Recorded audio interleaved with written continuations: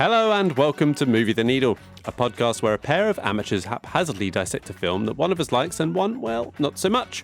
My name's Simon, and I'm in our shed with my good friend Carl, where usually we explain our opposing viewpoints and see whether we can movie the needle for one another. But this week, it's our third monthly retrospective episode, where we look back on the episodes released in the last month and discuss anything we missed, some listener feedback, and discuss some data. Cars, wine, and yet more cars ensue. It's the Movie the Needle July 2025 Retro.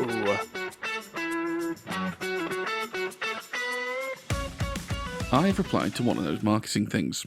Okay. You know the ones that go like, we can help movie you. Movie? No. Movie, yeah, that'd be good if they did do that. That would be good if they did. That would be good. That essentially is the problem, is that they don't do things like that. Because after a bit of back and forth, and I was like, genuinely, I was like, who have you worked with? Yep.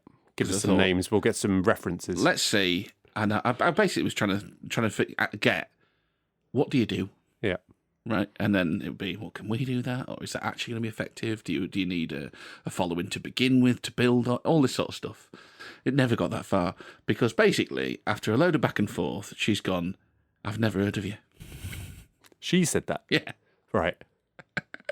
She sends me like a load of like conspiracy and like entrepreneur, like snake oil bullshit podcasts. I've worked with these people. I was like, this isn't our audience. Yeah. Is there anybody in our space? What do you mean your space? I'm like, do you know, why did you email me? And she goes, send me a link and I'll check again who you are. I'm not doing your job for you. I know, right? And I'm afraid if I respond again, I'm just getting an email back that says, new phone, who dis? So, yeah.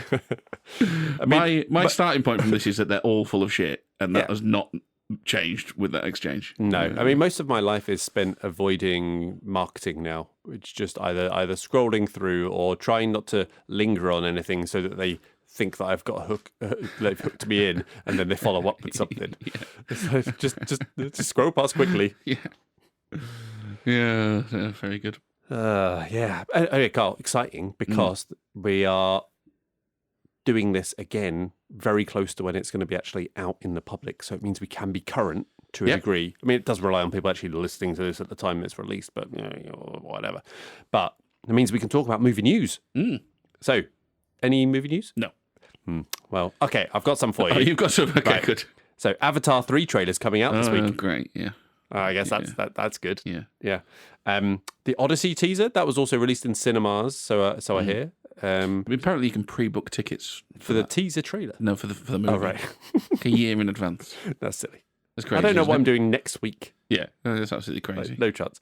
Have you seen it? Have you been to the cinema recently? No, I've not seen it either. So we can't really talk about that. I still can't spell Odyssey first time though, so that's a good update. Bless. Yes. Odyssey, just in case you're wondering. Some news. Lilo and Stitch, the live action remake. You say Leo and Stitch? Lilo. Yeah, okay. Lilo. I've corrected myself from Lilo, which, to be fair, is how it should be said. Yeah. Because Lilo, that's how you spell Lilo. Yeah. Come on, what's wrong with you? Well, you say that's how they spell Lilo. Have we been saying Lilo wrong all this time? That's it. Yeah. Can you blow up my Lilo? Yeah. It's got a different connotation, isn't it, if you... Dad, watching the movie. She's up in Lilo. Yeah. Anyway, so Lilo and Stitch has just grossed over $1 billion at the global box office. What? Overtaking the Minecraft movie. I've never heard it. When did this happen? They've just gone over $1 billion. Yeah, Who's watching that? Everyone apparently, all the kids. Right. It's only the second movie of the year to reach the $1 billion mark. The other being Nizar 2. A Chinese film. The kids at school were all over Minecraft. They would not stop singing all the songs. Yeah. I've not heard a peep about Lilo and Stitch. Yeah. Have your kids seen it?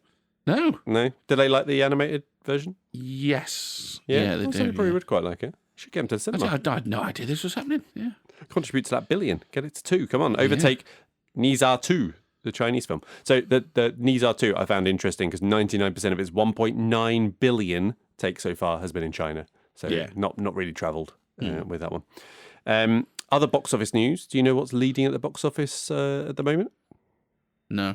Superman. Oh, okay, yeah. Have you been to see that? I have been to see it. Yeah, took the boy. I'll talk about it when we get to our movies. Have you seen it? No. Are you interested? No. It's not Marvel shite. What is it? The other one? DC shite. DC shite. Yeah. But you might like it, you know. Yeah, sure. No? No, I don't think so. I've never really been that taken by Superman. I never really watched the Christopher Reeve films. No. Dean Cain was as far as I got, as we've joked about several times on this podcast. Cool. Well, that's covered all the news, of which you've seen none of it, and heard of less. So that's good. Cool. Yeah. What's been going on? Well, with you sent a picture that made me quite excited in the but pod notes we're not folder. meant to talk about. Oh, is it? Right. Well, what was that? Spotted in the Wild. Yes, Spotted in the Wild. So sent in from a listener. Cocktails and Dreams. What we have in our shed. Do you know why I like it so much? That picture. Why? Because it's not the right sign. Is it not? No. Why? What is it? Doesn't look like ours. Is Mine. it not? Have you zoomed in? Because it was. You don't have to zoom in. You don't have to zoom in. That one has got a horizontal line across. Yeah. That meets in the middle. You'll find the one on that side there. The and. Which, I remind you, mine Legit. is movie accurate. Yeah. Doesn't meet in the middle. Also, mine says cactails, dodgy cursive. We've talked about that. Yeah. Again, movie legit. The one in the film says cactails. That one in the picture, cocktails. What were they thinking? Amateurs. Oh, so you're saying they've been on Etsy, have they? Or I'm something? saying they've bought the wrong one. They've not done the research. We'll have to find out from listener who sent that in. Yeah. Where they saw it, and we'll do a live episode outside of there just to mock them. So I loved it because it was like, oh, I've got one of those, and mine's better. Or more accurate, anyway. Yeah. You know. What else you got, Carl? Well, good question. As I flick over to my other page of notes, we've had a shout out. We have. Not the one you're thinking of. Oh, okay. We've had two shout-outs. Well, but we'll get to that one. We'll save that one for another episode. Now, we've had a shout-out on the License to podcast. Now, I was going to save this shout-out for when we did our James Bond episode. Yeah. But the shout-out they gave us ended with a threat. Oh. So I'm excited. I need to get it out there I'm now. excited. Otherwise, they might send the boys round. Yeah, go on. Well, they just said you better give us a shout-out. Oh, right. That was... Right, okay. No, it's not a big threat. Yeah. And I think it was in jest as well. And they're in Australia, so, Oh, well. It's a long way to come, isn't it? Yeah, but also, Love a scrap, don't they? The do. Aussies. Love a scrap. I wouldn't fancy our chances, let's put it that way. Yeah. So, License to Podcast is a James Bond podcast. Makes sense. Yeah, two guys who just bloody love films, mate. Good stuff. Well, I'm gonna look them up. Check it out. It's worth a listen. You'll definitely find something in the catalogue to listen to. They do all sorts of action films. So good stuff. Yeah, excellent. Well, that does kind of bring us on to another shout out, which we won't mention yet. But some format news. Yes, format Exciting, news isn't it? indeed. So those eagle-eyed that are watching on the socials will have seen that we have posted about our upcoming monthly schedule change that we are going to be doing. So we are moving to a 4 episodes a month cadence, as we say. So the first of every month. So we're not going to be consistently on a day now. It's going to be a date-based. Can I just say, this is the thing that excites me the most about all of this. But the fact that it's going to vary each month. No, it's not going to vary. Each month it will vary. Vary according to what, mate? I love the regularity of going, no, same date, every month. Yeah, which is literally how no one else seems to do it. So that's good. Yeah. Well, I say that. I don't know, actually. I'm lying there. And why not? Who knows? They're all wrong. Yeah, February just screws everyone up. That's why. It's February's Not fault. us, mate. No problem. So anyway, on the first of every month will be our standard...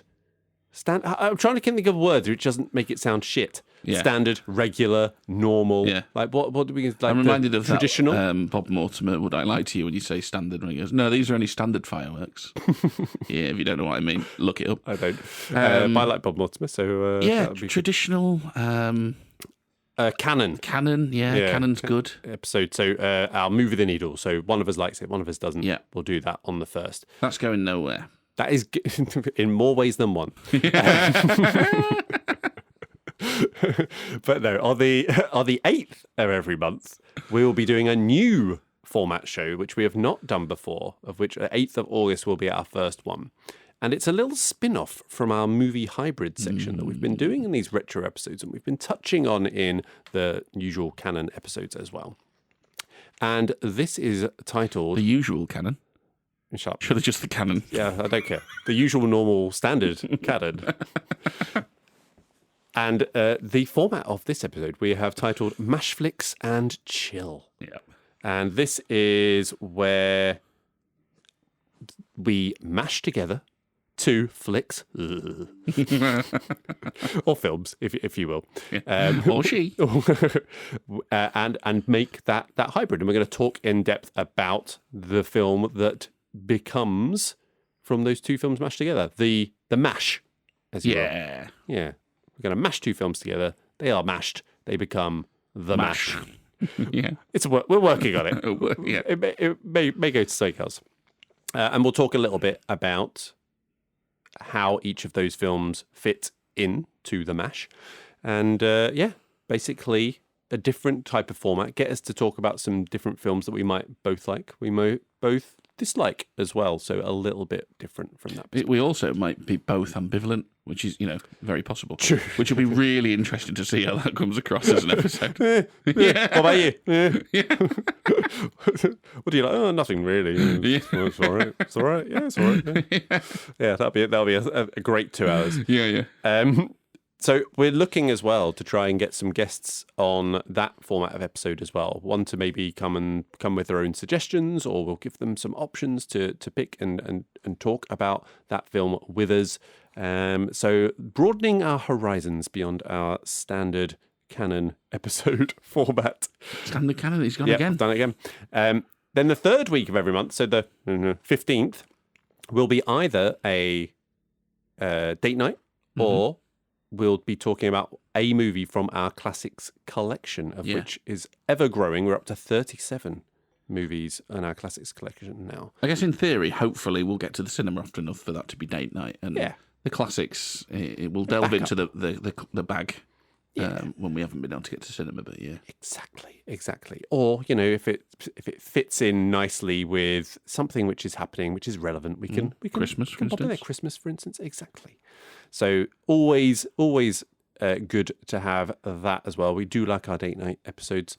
And then the 4th week on the 22nd of every month is going to be our retro episode, just like we are doing today, where we'll look back at all the films that we've talked about in the last month and do exactly as we are doing today.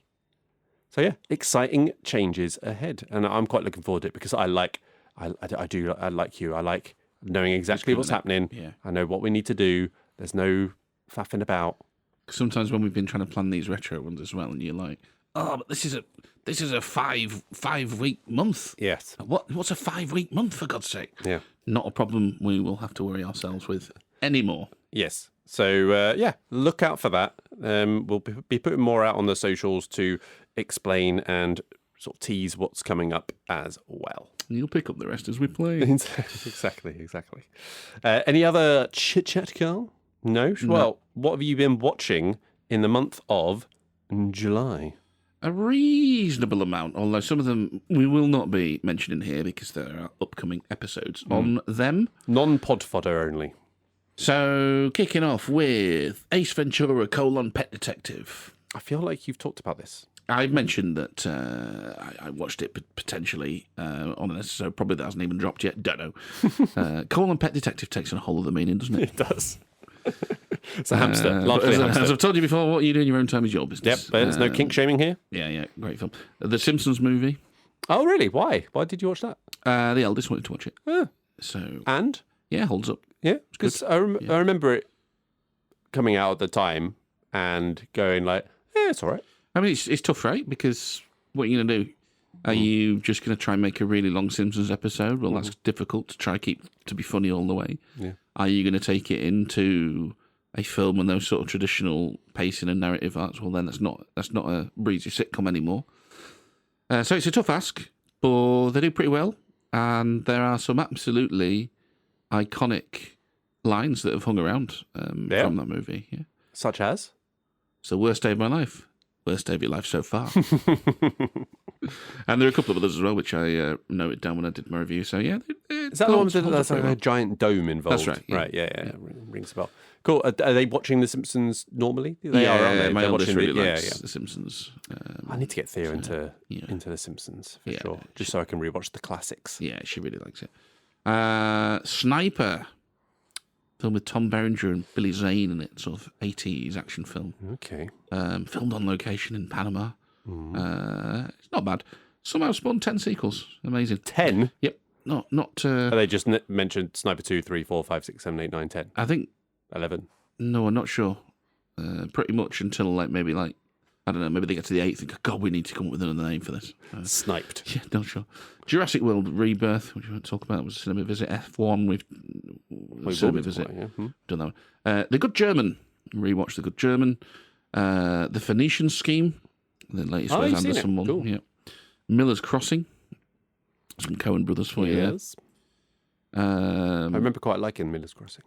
Yeah, it's like a really breezy sort of romp take on the classic mob film. Yeah.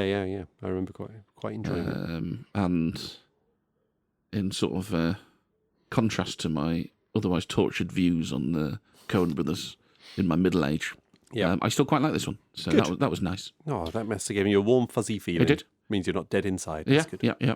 Rewatched Chinatown. It's friends, great. Wait, again? Or Again, I think we might have talked about that. that's fine. offhand You haven't in watched an it episode that again. hasn't come out. This is just but fine, yeah. And then, the most noteworthy, for the first time, I watched Citizen Kane. Yes. What did you make of Citizen Kane?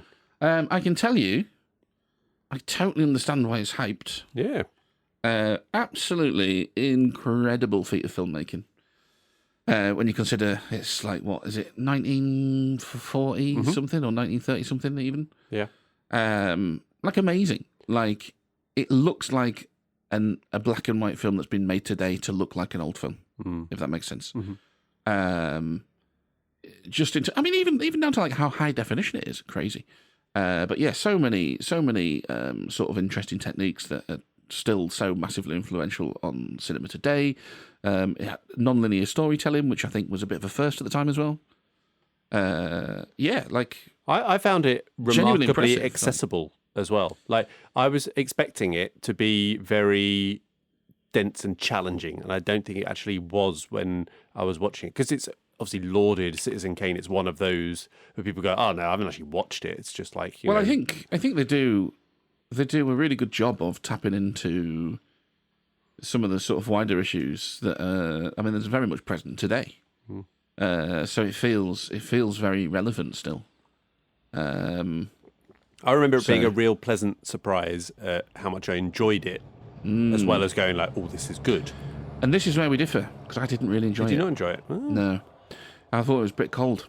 Like it's a really good film, obviously. But yeah, I didn't love it. Didn't dislike it.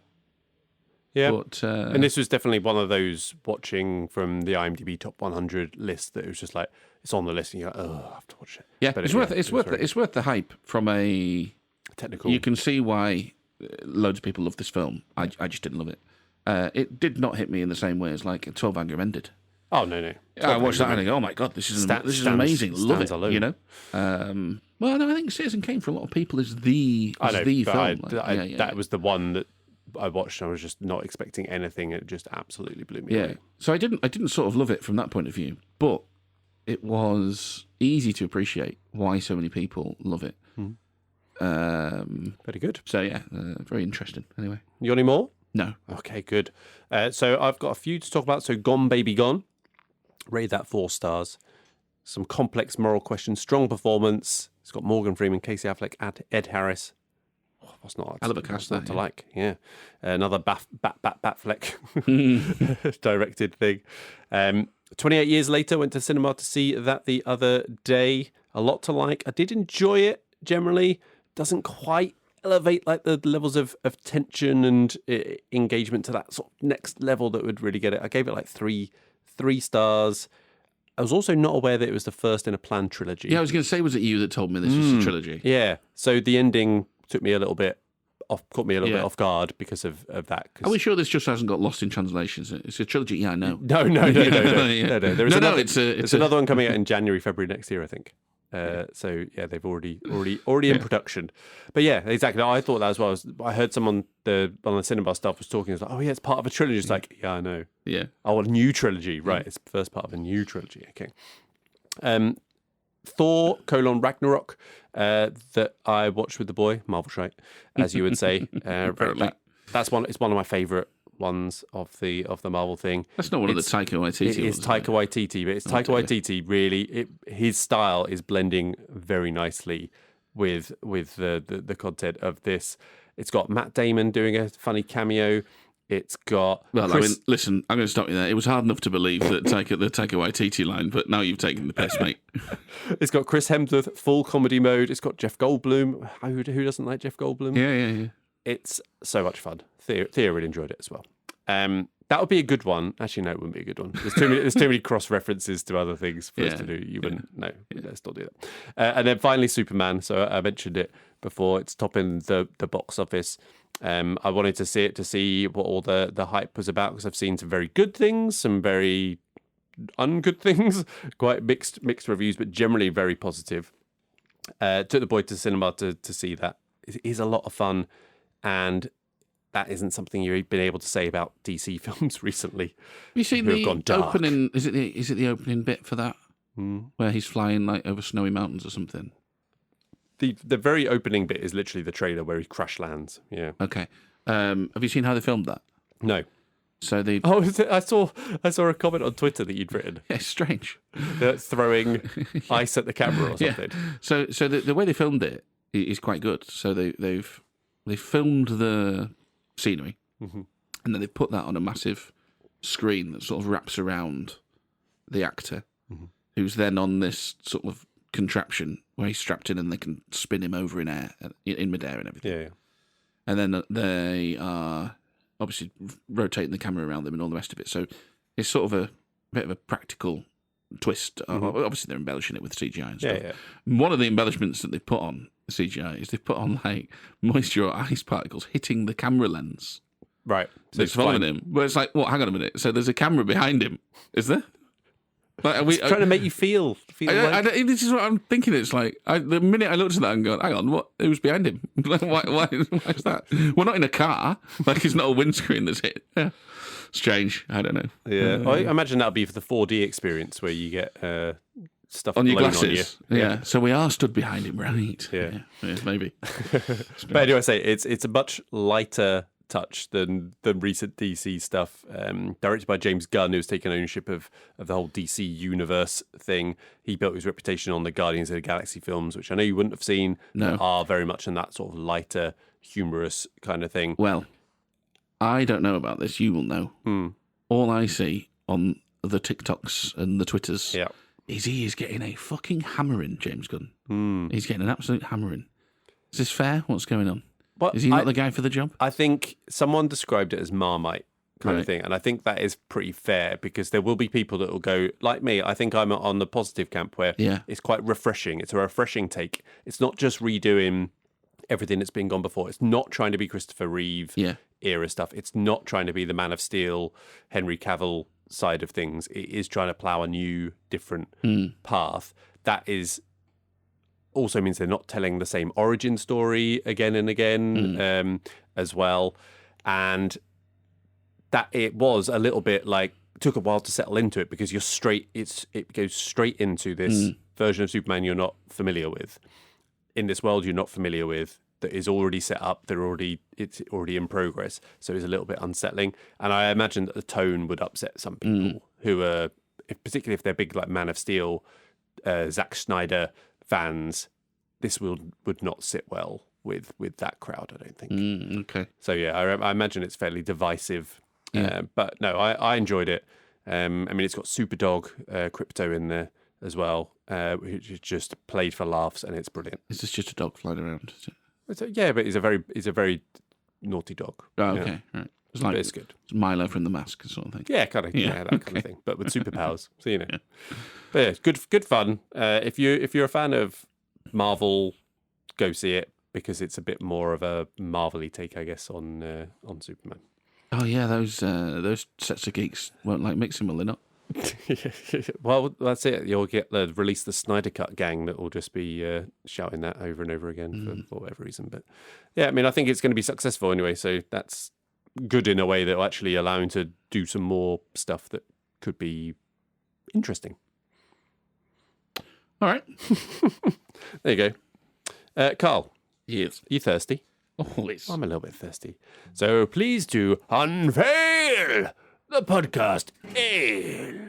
So today I've managed to source a beer that covers all 3 films from this month's retro. Something to do with cars. I've gone from a Northern Monk Oh, Northern Monk's return. beer. This is Sun, Sea and Juice. Sun for Sideways. I mean, Yeah, there was sun. Yeah, Juice, that's F1, that's a high-octane film, yeah. isn't Oh, it? I like it. And Juiced up. Sea... We saw it, didn't we? We saw that film. We did see Baby Driver, Yep. didn't we? We did. Yeah. And you would have rated it a C, so even better. Yeah. A C? Minus? C minus. Ooh, So there we go. Tropical Northern IPA. Monk, Sun, Sea and Juice, Tropical that IPA, in you. 6%. Lovely stuff. Thank you very much.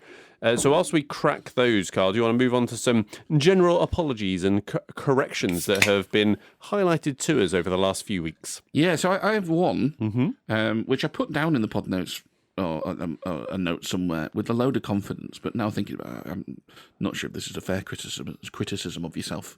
Of me? Yeah. I mean, probably. 'Cause someone pointed out to me that the Big Short author Yes.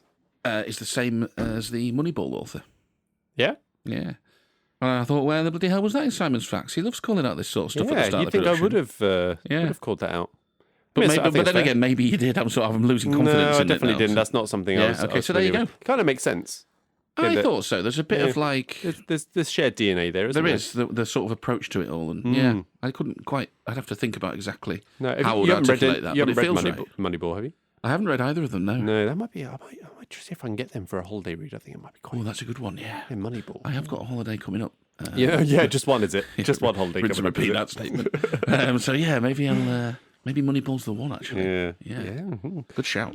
So I have a correction. I think it was from our Baby Driver episode. So we were talking about The Fugitive, that I watched The Fugitive, and then you talked about US Marshals, and you were saying that it's kind of like that situation with Armageddon and Deep Impact, where there's kind of two of the same thing. And it was highlighted. I knew this. So it must have been a classic case of me not listening to you properly or just not engaging my brain. But US Marshals actually released 5 years after The Fugitive. It is pretty much a sequel, or in this, maybe a prequel actually. Sequel, prequel, who knows? Because it has Tommy Lee Jones as the same character, playing the same, and also has Joe Pantoliano as well in it. Oh, Joey Pants is good. Yeah. Joe So Pants. both Nexus 9 and Will. So Nexus 9 on Twitter, Johnny, and Will, Husband of Kate. husband of Kate, and Will text that one. I was like, yes, I know, yes. Well, so funnily enough, right, I genuinely didn't know that. I've seen both of those films. I mean, granted, a long time ago. Yeah. And I mean, what year did they come out? Were the early 90s? Yeah, well, yeah. I was would probably say so. a child, quite a young child for at least The Fugitive. So So I'm not sure I have seen US Marshals, but I might watch it now. yeah. So that was a proper error on our part there. And then also this, we may have already covered this, So but they're I not think, even that similar. They're 5 years apart. yeah, So even the point I was making is a load of shite. yeah. So Johnny and Will both pointed out as well that there was the repeat of the movies watched, which we suspected we were repeating your We identified reviews it was avatar, which couldn't figure out it was the why bracket it was. episode. Yeah, so I thought it would be good that we should repeat that apology, just because it's really committing to the bit of Yeah, repeating. yeah. So Yeah. sorry about that. Yeah. We'll with our new format, won't be a problem. Won't be a problem. Will it not be a problem? Apart from with the regular episodes where we'll Yeah, might I get feel a like little it bit, might still be a problem. might Yeah. be. Let's say it won't be a problem. Yeah. Because when people highlight errors, what you should do is say you've put in like corrective action, and then just hope that they don't notice that Yeah. it's not actually corrective action or preventive action, I should say, and it will be fine. What did you do? Well, we sent an email telling everybody about the problem. Oh, will they read that? Don't know, mate. Did my bit. Yeah. So over the fence. And then that was it, actually. That was the two. Good. What you're saying is we're right all the time. 60% of the time we're right every time. So I'll take 60%, mate.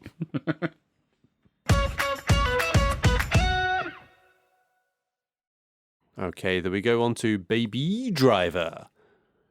Just yeah, Christopher Walken. You like it? Yeah. Baby Driver. Baby Driver. Yeah. Baby Driver. Baby Driver, yeah.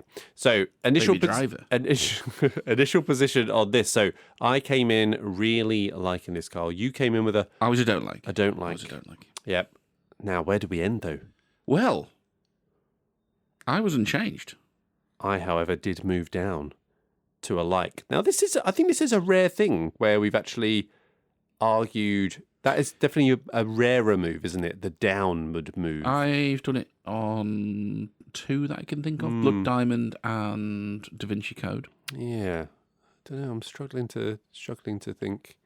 I mean, probably has. Bullet Train. Did you come down a notch on that? Maybe. Yeah, maybe.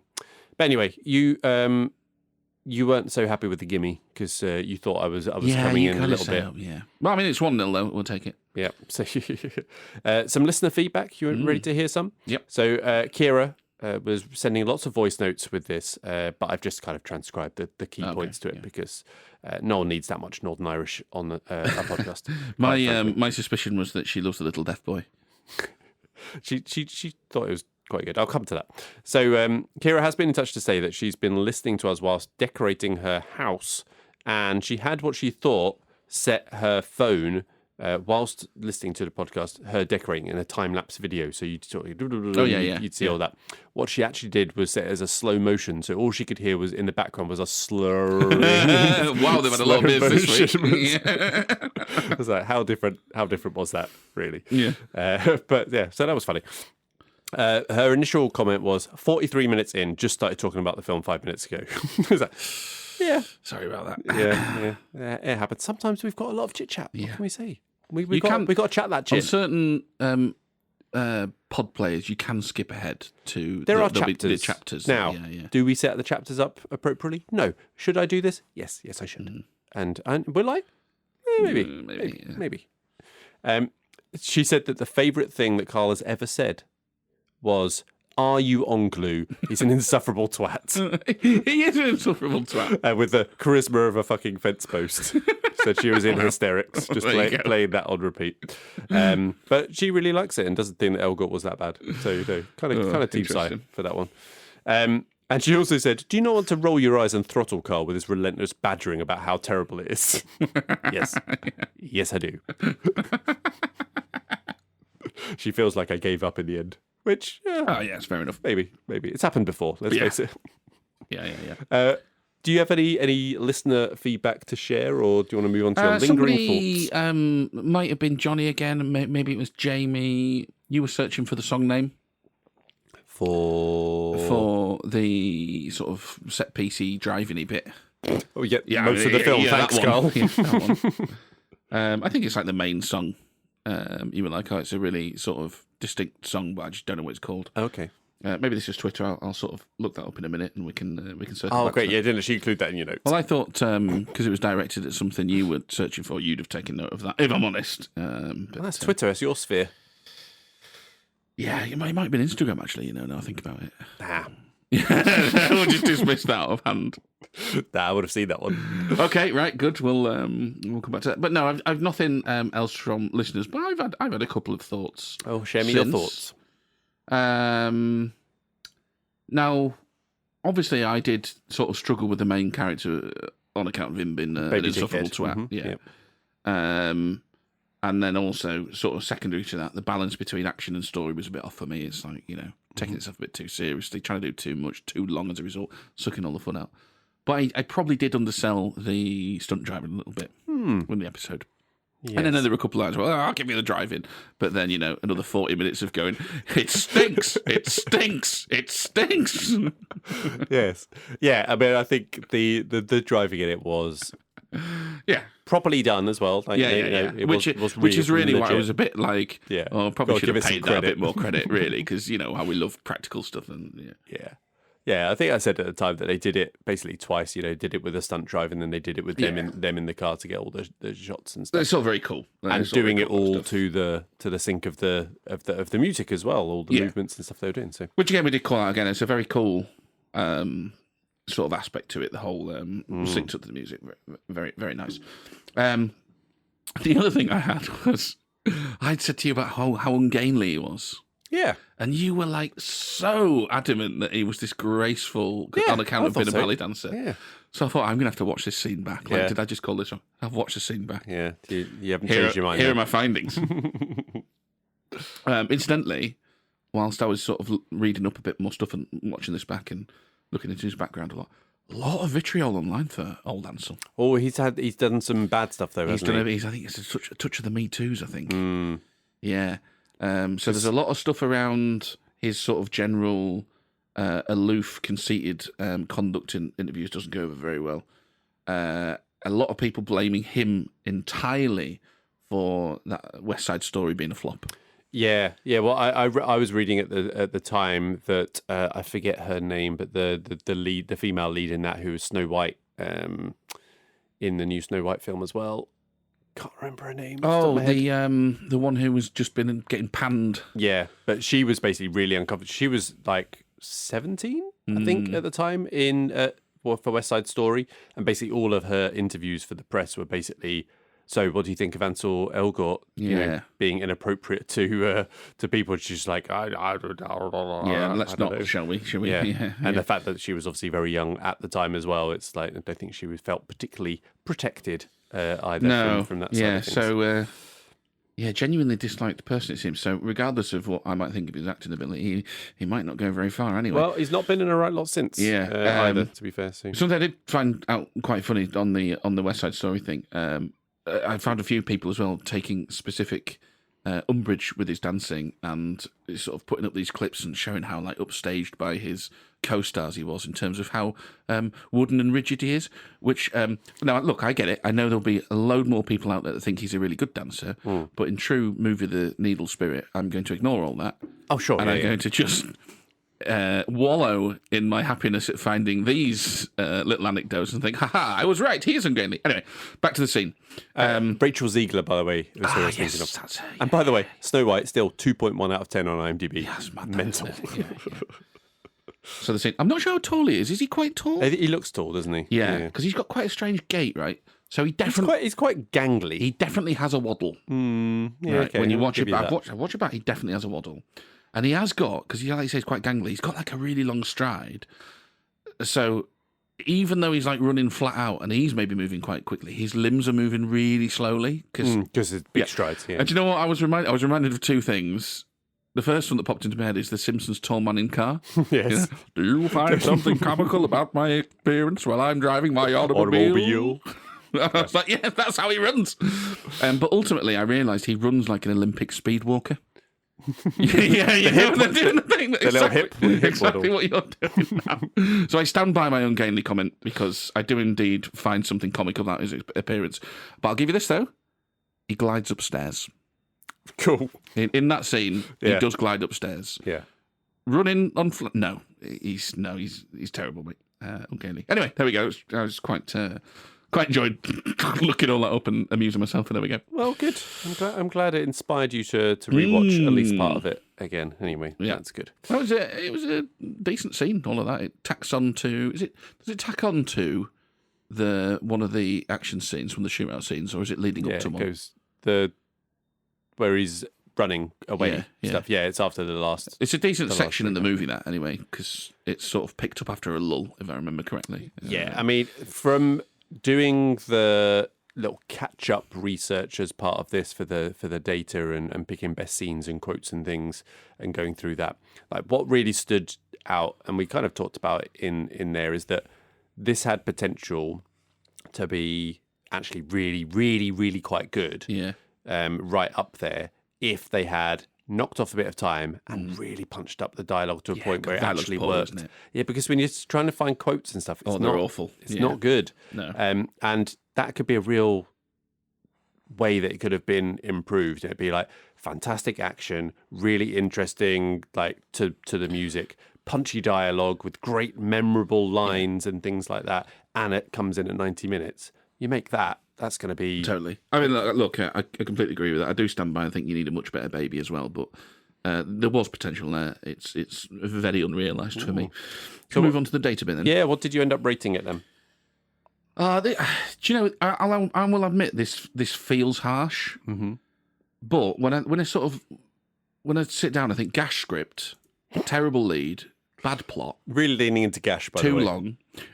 Do you know, I wrote that completely organically, and I thought he'll like that because I said gash in the Baby Driver episode. So yeah, gash and Baby Driver now becoming synonymous. Yeah, and I think in a future episode, I do manage to get gash into one of the songs as well. So, nice. Yeah, nice.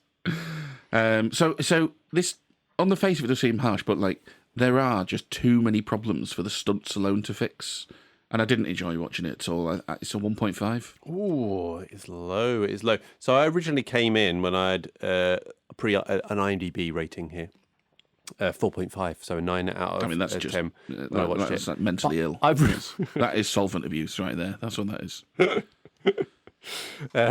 But obviously that is a really like rating, of course, right? That's a really like rating. I I did come down to a like, so it's whether it comes down to a 3.5 or just rests at that 4. So I'm kind of in between it. I'm willing to. No, as I say, I get in trouble for saying willing to, don't you? Because you're like, oh, you're doing me a favour, are you? But no, I think what's a realistic... I want it unwilling. No. I want you kicking and screaming. No, like you're agreeing against your will. I'm sticking with 4. It's brought it down. Let's not get carried away. Look, I'll rewatch it again. Maybe I'll reassess again. But it's down at 4. Baby steps. Baby driver steps, yeah. IMDb, 7.5. So, definitely closer to me than you. Letterboxd, 3.7. Metascore 86. Critics love it. Oh, they love it. Yeah. In terms of nominations, it did get 3 Oscar noms, no wins, all in the technical category. So editing, that's fair enough. Sound mixing, sound editing, which are definitely 2 different things that I entirely understand. Yes. Yep. That mixing and editing, very distinctly different and both good. Yes. I mean, they probably are. But sure. What about rewatchability, Carl? I'm guessing this is fairly It's a no. Yeah, it's a no. So it's a yes for me. So though, if it was a tight 90 minutes, as I said, it'd be a very yes. There's enough easy access fun to make it an easy yes for me. I would rewatch it again. I mean, I think in spite of my Ansel Elgort hate, the runtime is the biggest problem with it in terms of rewatchability. Yeah. You put this on at 90 minutes, and even with the other problems it's got, however many of those are still action films present. have you seen where the dialogue and the story in between, you can just go, meh. Yeah, but there's this is bad dialogue, isn't it? The runtime's the biggest obstacle. So no, I don't. It's got to be a no, I'm afraid. What was your favourite scene, Carl? This is really nebulous because I think I'm talking about like a whole section of the film. Yes, it's a third. Yeah, but so I've tried to narrow it down. I'm going the shootout where Darling dies. Yeah, which is cool. But I think that bleeds into the chase and then another shootout. Whatever, that sort of bit of the film, very good. So yeah, if I had to pick something, if I had to label it, the shootout where Darling dies. So I'm going to go for the opening getaway drive for me. That it throws you straight into the action. You've got the music, you've got the car dancing or choreography. No, I nearly spat my beer out there. You clown. It was right there. Yeah, okay. Anyway, so you've got the car dancing and stuff and all of that action, and I think it throws you straight in and it gives you a sense of like this is what they're going for. So I do enjoy that, and it's got the bell bottoms song, which never heard before, but is a bit. Have you just labelled it now? What is that the song? Well, the start one. I mean, I knew that was bell bottoms. Oh, I don't know. I can't remember. I recorded this a long time ago. I listened to it a few weeks ago. I can't remember what it was I was struggling with. But, write in. We can fit it in again. Write in again. Very good. Quotes, Carl. We've said this is a bit of a struggle. Yeah, it's hard because when you see them written down as well, you see just how bad a lot of them are. Some of them passed me by as well. I was like, oh my God, do they say that? Or you're like looking through list of quotes. Yeah. there was an awful one from Bats, but anyway, digress. I have gone for, and it is one by Bats. Doc says, "That's my baby," and Bats goes, "Fuck your baby." So I feel. Fair enough. Yeah. So Bats, another line from Bats where he says, "If you are Wall Street, then you're a bigger fucking crook than I'll ever be." You know, fair. Yeah. But I like the delivery that Kevin Spacey does, where he says, "It's over, Leon." And I don't know what it is about that, but I just like the way that he delivers it. Sneering. It's a shite line, but it's in terms of delivery of that line, that was it. Fair enough. Favourite character, Carl? It's Bats. I mean, I could have gone for Darling. Bats. She hasn't got enough to do. I'd have essentially given her more and maligned John Hamm, I think. Mm-hmm. But Bats. Yeah, Bats brings the drama. He's got some semi-decent lines and utterly convincingly played. In a better looking film, in a better written film, it'd have been Doc. It'd have been Kevin Spacey. Because we said, didn't we? That was a role where you go, like Kevin. It's a gimme, really, isn't it? Yeah, but it just didn't happen, did it? Yeah. So there we go. Sorry, who did you say? I said Bats. Yes. Yeah.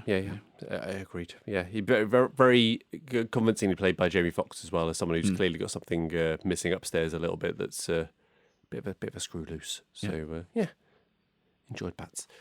Anything else you want to cover on Baby Driver? Is it a classic? Is it a classic? I was just going to touch this on the classics collection side of things, but that's fine. No. Are you going to do that at the end? Yeah, I was going to do it. I think we had the same conversation in the last retro as well, but that's fine. Yeah, we did. Right, I need to update my note sheet. That's what I need to do. So let's move on to the next movie.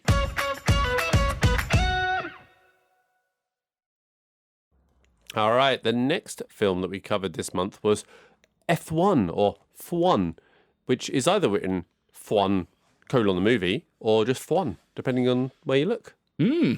Interesting. Not really, but it's a fact, people. Is that our tagline? Oh, I like it. Yeah. Is it interesting? No, but it will fill 2 hours. Yeah. That's what I say to. No, hang on. That's what he said. That's what I should have said. That's what he 2 said. hours. Yeah. Anyway, this Just was crying. This was a date. This was a date night episode. So the initial position, end position, and needle move. Wait, hold on. Oh, Carl's dying. Is irrelevant. Doesn't matter where you finish. Yeah. It's all there. It's all there. It's all there. Listener feedback, Carl. Have you got any? I've got some. You've got some. I haven't had any listener feedback other than somebody saying that sounds like fun, and me going, yes, you should go see it at a cinema. Yes, definitely. And then another friend I told to go see it at a cinema. Yes. And IMAX if you can, and then realised, oh my god, no, he'll hate it. So I thought the plot will really annoy him, and he's also quite tight. So that 12 quid or whatever. If I convince him to spend 20 quid on an IMAX show, and he go, what were you talking about? So I did have to correct that today. No, maybe don't go see this actually. Yes. I don't know if it is your thing. Yeah, I've had a few friends that have gone to see it over the last couple of weeks, and the one thing that people have pointed out is, oh my god, the sound. The sound is great. Which we said at the time, it's seat rattlingly good, right? Yeah. It is properly. If you see it in that big screen, it's great. Yeah. Really some listener feedback we have had. So, as we, I think, kind of pointed out on the episode, that neither of us even, are big F1 fans. I've watched a little this season with Theo. He's getting into it, but otherwise, just a pretty casual relationship. We've both watched it back in the day as well, but modern F1, not so much. So yeah, I prefer F1's older stuff. Yeah, we wanted to kind of find out how realistic it was, I guess. So I did ask friend of the pod, Will, who is a big F1 fan, to see, in terms of the story that's on display, how far are they pushing the limits of believability or realism there? And Will said that the stuff like Brad Pitt cheating in Hungary by intentionally crashing wouldn't have happened, but who gives a shit? Pretty much our thing throughout the whole thing. It's close enough, really. It'd be brilliant though if they went, yeah, that's a six race ban. Yeah, you're out of the rest of the movie. Yeah. Oh. Yeah. He said it was very well integrated into the real tracks with the turns in the right order and all of that, which is something which gets on people's tits when it just isn't. So Drive to Survive, I think, was mentioned, where they get that wrong. And that's a documentary. Where they're showing it, it's just like they do like turn 8, turn 1, back to turn 8, turn 1 again. You're just like, well, that's not right. Well, fuck, now we're in Hockenheim. When did that happen? So even the things, still the track, I don't even know. the things, sure, even the things like having the maps of the tracks, they were exactly sort of right on the imagery and things like that, and the sectors and all of that jazz. So they've done their homework, or they've partnered so closely with F1 that F1 is like, no, we're going to do this right. It was one of my favourite things about the movie. I said on the podcast, it doesn't cheat anything. It goes, no, we're going to get all of this stuff right, and it's going to look the part. It's going to be, the details are going to be right, even if they're obviously taking creative license with the actual plot. Yeah. And he likens it to the poker scene in Casino Royale, part of our classics collection, inducted last month. At the end of the day, you know where it's going, you know how it's going to end, but that's irrelevant. It's the journey to that point that matters, and he felt the journey along the way did some surprising fun and interesting things, which I think is pretty in line with what we were saying. That actually, agreed. It wasn't. Although ultimately, you kind of thought they would triumph at the end, probably. It was still up in the air towards the end, and they took some twists and turns there, which weren't necessarily completely telegraphed. So I did like it. The only other bit of feedback that we had was for some casting feedback. So we were casting the F1 drivers. There was a Murray Walker suggestion. There was. Now, Jamie, wasn't it, then? It was Jamie. So he suggested, and who did he suggest? Just a bald guy, didn't he? Dominic Chianese. No, Dominic Chinese, he suggested. Oh, he did suggest Dominic Chinese, yeah. One letter and you're in a whole host of trouble, aren't you? But yeah, Dominic Chianese, I wasn't familiar with him from the name alone. And you look, Sopranos, you see him and you're like, fair enough. But yeah, he's a bald guy. Put a tash on him, sorted. Wait, did he have a tash? No, I don't think Murray Walker had a tash, did he? No, I don't think he did he? I mean, no. He always had the microphone up. You don't know. That's true. That's it. Yeah, because that's it. Maybe that's what I thought it was a very weird moustache. That was all it was. What lingering thoughts do you have on F1, Carl, that you need to get off your chest? I just think, and I did say this on the pod, but it is still my overriding feeling when I think back at this. It just really works for what it's going for. Yeah. And there are so many fair criticisms of this movie in the sense that the flaws that people highlight as a reason why it's bad, they all exist, those flaws. For me, I just go, but it's going for a popcorn flick, and it's not perfect, but it's a pretty good popcorn flick. Yeah. It's doing a lot of things right in that sense. So, yeah, just really fondly, I really enjoyed it and really fondly think of it now. Now, obviously, we'll come on to rewatchability, but would you be tempted to go see it again in the cinema? Yeah. Yeah, 100%. I mean, I've got no time for that at the moment. No, that's it. I don't 100%. feel, but it's like, because we saw it in IMAX, would you then go see it at a lesser smaller screen and just be like, because you've got to take what's on offer as well. I think my advice for this is go to the biggest offering you can get. Mm. Yeah, no, it's right there. It's right there. Yeah. No. I almost think though the sound is the more important thing. In terms of what can you get there that you can't get at home. I mean, there's just all there. I just can't. We cannot get away from this, can we? Yeah. Anyway, moving on. Most people I've spoken to have really enjoyed it as an experience, and I think that is what going to that cinema brings. Which we talked about what will it be like watching it at home, and we compared it to Top Gun Maverick in that way that you actually really enjoyed that, and you've only seen it on the relatively small screen, which fills me with some hope that it'll still be an experience, particularly if you've got a semi-decent sound setup, right? Yeah, should headphones and translate. Or is that what you do? That's what I do if I'm watching a film late at night. Yeah. Mm-hmm. The other thing that has lingered with me is Brad Pitt, movie star. Oh God, yeah.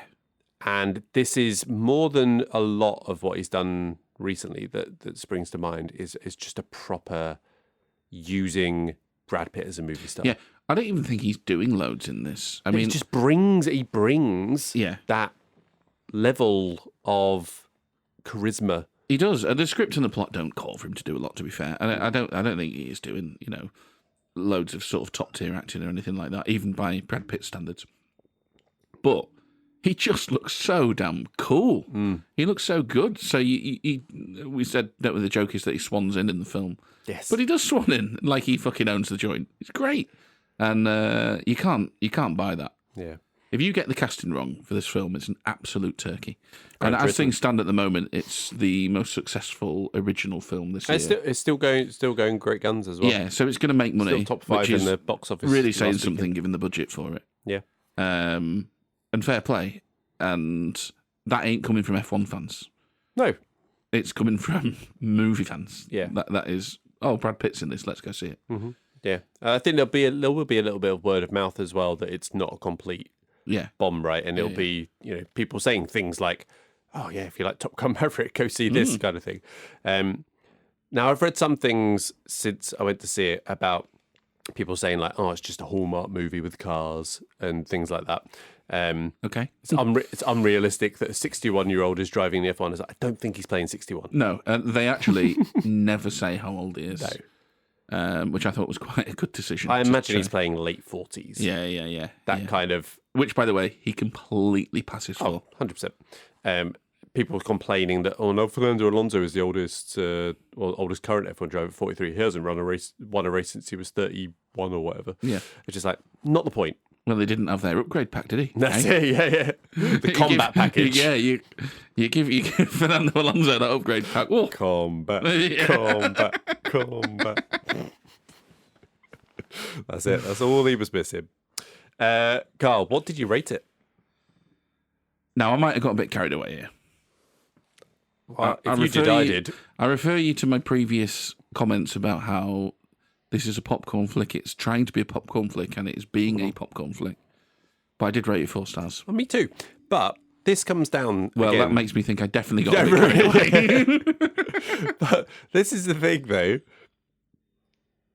Are you rating that on how good you think it is, or how much you actually enjoyed it, and how good it is? Well, so because I try to rate things on how good I think they are. So, for example, this is you're gonna like this. I rated Citizen Kane 4 stars. Right. Yeah. So what that says is, Carl thinks that really Citizen Kane is only as good as F1 : the movie.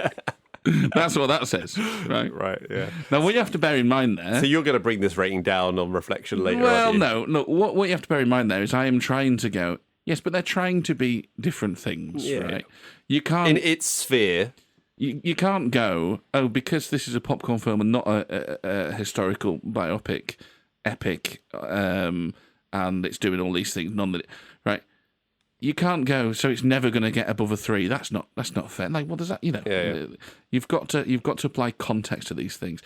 Now, here's the thing. Treating it on its own merit. I'm inconsistent on 2 counts because 1, this is all about how good I think I am. I am only human.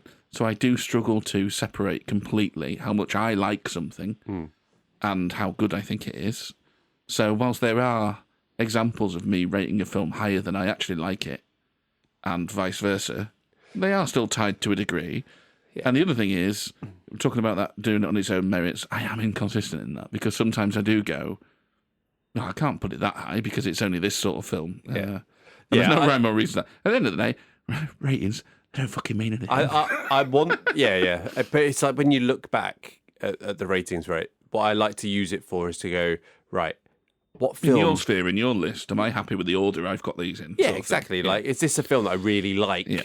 And some things with that, like we talked about 2001, A Space Odyssey, for example, that I didn't really enjoy watching it, but you can recognise that it's really good. It's been a really well-made film. So it gets extra points for that, but it still gets knocked down on the fact that I didn't enjoy it, so it doesn't get to that like 5-star level. So I think it's always like a balancing act, and there's no perfect... The perfect system would be to rate it on loads of different levels, right, and average it out. That would be how you did it. Yeah. You'd rate it on like 3 or 4 different things, and you go, okay, what does that equal? Which you see some people who review it, they do that, Yeah, but then you've got to decide the weighting on each of those factors. Then you end up with a score of like 7.35. You know, yeah, exactly. So who's got the time? My only thing with ratings, but the only bee in my bonnet really, is just use the whole scale so that you get that. Yeah. You're able to introduce that nuance of, but how much more did I like this than this and all the rest of it, and everything doesn't become bunched up. After that, it doesn't matter. As long as you're happy with where stuff sits in your order, whatever. How fun, your ratings for how you. How impossible would it be to literally just go, everything I've seen, put them in an order? Yeah. That one, that above that, or that, that'd be impossible. Anyway, IMDb rated this 7.9. So actually, you're above the crowd on this one. Again, I reiterate, I've definitely got carried away with this. Letterboxd 3.8. Metascore 68. It's exactly the kind of film that the critics would be like, a little bit about. No nominations yet, obviously, because it is a new film. But predictions, Carl. What do you reckon? Oh, it's going to get some in the production categories, isn't it? Yeah. So, stunts isn't coming until 2027. There is a new category for stunts, so it could get it something in there if it was a year later. Not going to happen this time. Sound, potentially. Yeah. Now, VFX and effects, I'm not sure. Don't know. We're obviously using some, right? But stuff, yeah. So I don't know if that's would get it in there. But yeah, I imagine a few around the sound side of things. Now you do wonder whether something like directing or editing, they could get something in there. Oh, editing's a good shout. You think of the how they cut the race scenes together and everything. Yeah, I think that's a good one. Yeah. So yeah, I think it'll feature. Yeah. In the I wonder Oscars where you next year. stand on things like costume. Yeah. Because obviously they've gone for a particular aesthetic and absolutely nailed it. Yeah. But then that's typically reserved for period pieces and stuff like that, isn't it? Or sci-fi stuff. And, Yeah. I don't know how that sort it'll of be works. it'll be interesting, but I can't see it being nominated for best film No. or any of the sort of Not the acting ones, awards. No. Not the screenwriting. No.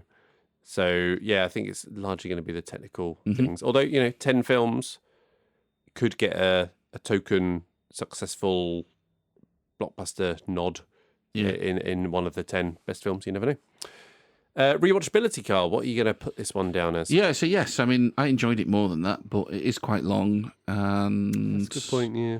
You know, when you know the outcome, is it sort of the same? But then if it does translate in any way well to the small screen, it's pretty exciting. Yeah. But I put a yes, I'm comfortable with that. I said very yes in the cinema and probably a yes on the small screen. Yeah. For those reasons that you've just said, it's a very good point that actually, that some of those features that we said of like, well, you don't exactly know where it's going. It could go, but that's taken away immediately if you're seeing it within a time where your brain hasn't completely failed you and you can't remember. So give it 6 months. Best scene.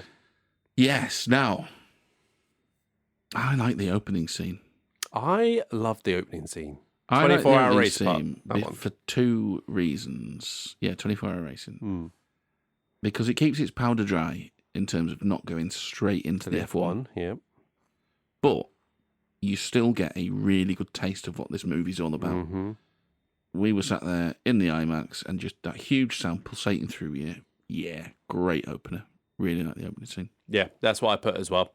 Any of the driving scenes as well. Yeah. A small shout out to the poker scene, which was kind of fun as well. But yeah, that opening scene for me is what I'd highlight. Great opener. Quote. Yeah, I mean, look, there's not a its great strength. deal. Not its strength. I've got hope it's not a strategy, which one of the only serious lines that wasn't cringy. I think technically my favourite line is, it's a nickname, you don't get to choose. Oh, yeah, that is good. Yeah, we called that out at the time. Yeah, that is good. But I think Hope It's Not a Strategy was one of the only serious ones that's actually I'm stealing that one, the nickname one. That is actually my favourite line. Because that was funny because we've just been talking about that as well. So. What's this JP business? It's a nickname, you don't get to choose. Yeah. And you know what, the look on Brad Pitt's face when he delivers that line as well. Completely incredulous. Like, come on. That's the rules. Yeah? What are you talking about? Yeah. So I like the Swan one, but I didn't write it down and I can't find it written down anywhere. and I tried to use AI to find it. It just plain made shit up. Yes, it do be doing that. Genuinely, just like, oh yeah, when Brad Pitt says this, swans about this, it's like they're not in the film. Yeah. When Brad Pitt went on about it, I think that was Nietzsche actually. Where have you got that from? just not true. So those are the two. I'm stealing your one. Thank you. Favorite character, Carl? Difficult one. Well, look, I mean, it should be Sonny, shouldn't it? It should be Brad Pitt, but you can't. So you can. We talked about how good the supporting cast were in terms of how believable they were in their peripheral roles, because they are for the most part peripheral roles. You could go for Javier Bardem was brilliant as the smooth operator, old teammates, now team owner, great. But I liked Kate, Gary Condon. Yeah, I didn't think you'd go down Kate route because her bickering with Sonny throughout the film was good, and I think she's quite good. So yeah. Yeah, so I was between the Javier Bardem and the Kate role. I went the other way. I went for Javier Bardem as Ruben Cervantes. Who knows? Sure. Ruben. He was very utterly convincing, and like that character was good in the off the cuff kind of fun lines, but also very convincing with the more intense stuff as well. So yeah, very good, very good. Cool. Cal. You ready You've already had a beer and a half. I know. Are you ready for a game? I love a game. All right, Carl. So the game, there is a bit of a theme today with our car-related films, and as is also a little bit of a theme in these retro episodes, we're going to do a blind ranking. So, Carl, baby, you can rank my car. Okay. Hold on. Baby, you can rank my car. Films. You don't have to give them stars. A ranking according to Carl. Just order them from 10 down to 1. Beep, beep, beep, beep, yeah. Ooh, that's ruined that song. Oh, my word. One at a time, Carl. One at a time. Just slowly ruining all songs. That's what I'll hear when I shut my eyes tonight. Very good. So I will list you 10 films. You give them a ranking. Everyone knows what blind rankings are nowadays. Even Theo now, because I told him earlier today. He's like, blind ranking? I got him to do a blind ranking of Harry Potter characters. Nice. Oh, he got in a mess, though. I bet he did. Hey, ended up with Hermione Granger, number 1. Come on, who's doing that? Yeah. I mean, you've no idea. Yeah. Is she a bad one? Is she? Well, she's fine. But, right. Not a number 1. Come on. Okay. Anyway. I don't have to ask you where you want to start. I get to choose. Excellent. Yeah. So car films. Car films. Films that feature cars heavily. Yeah. Not heavy cars. Maybe heavy cars, but mainly cars heavily. Okay, your first film, Carl, is The Fast and the Furious. That is the first. Yes, I think this is quite hard because, how broad have you been with this? What's to come? So what I think that means is there's going to be a lot of shit.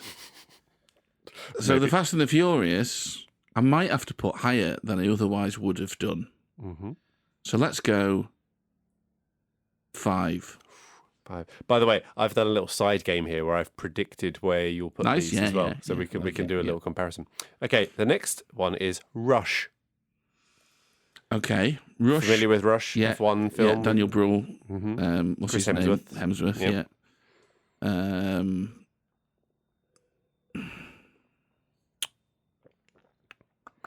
2. 2, as predicted. Or was it? Might be a bit of a giveaway. Sounds like it was. Should probably have held out on that one. We'll cut that one out. Yeah, okay. Oh, wait, no, you still remember it, though. Oh, it doesn't work. Okay, the next one is The Road Warrior. That's Mad Max. Yeah. Let's go... Which Mad Max is this? Is that like number 2 or something? Yeah, the second one. Yeah, let's go like 8 with that. 8. Okay. American Graffiti. Oh, now. I liked that. You did? Yeah. Real piece of Americana right there. I'm going to go number 4 with that. Okay. Ford versus Ferrari. That was all right. Now, I'd like to have gone number 4 with that and put American Graffiti third, but we can't do that. So do I put this third or 6th?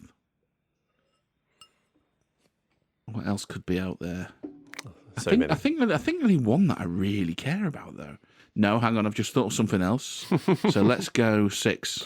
Okay. Drive. Ryan Gosling. Yeah, I'm not. Have you seen it? No. Oh. Well, I mean, I have seen bits of it, but let's go 9. 9. Okay. Oh, that's an 8. 9. There we go. Cars. Not seen it, mate. You've not seen Cars? No. How have you not seen Cars? It's a Pixar film. Oh, yeah.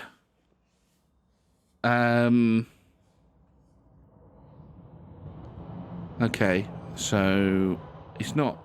Can I put it 10? I don't put it 10. What else have I got in the lower half? So you've got 1. I've got a 7, or is it an 8? 3, 7, and 10. Let's put 7. Okay. No, fuck it. Let's put 10. You put 10? Yeah, let's put 10. All right. F1. Yeah, it'll have to be. F1. Oh, will it have to be 1? So you've got 1, I think 3, it'll have to be 1. Yeah, it'll have to be 7. 1. Yeah. 1? Yeah. I mean, really, do I like Rush more? Maybe Rush is maybe the better film. F1's. You've already put that in F1's too, more so. exciting. It's the better popcorn film. No, let's put F1. You put 1? Yeah. Gran Torino. Oh yeah. I mean, I'm glad I put Drive 10 now. To be fair, so we put Gran Torino at number 7. 7. Okay. Yeah. And then Talladega Nights comes up. Yes, We're happy. Talladega Nights. Not perfect. I'm pretty happy with Number that. 3. Yeah. I've not done bad on predicting what you do as well. So you've ended up with F1 as 1. Yeah. You've got Rush as 2. Yeah. Talladega Nights is 3. Yeah. American Graffiti is 4. You want to swap those 2 around, maybe? Fast and the Furious 5. Yeah. Ford versus Ferrari 6. Swap those 2 around. Gran Torino 7. Fine. Road Warrior 8. Yeah. Drive 9. Yeah. Cars 10.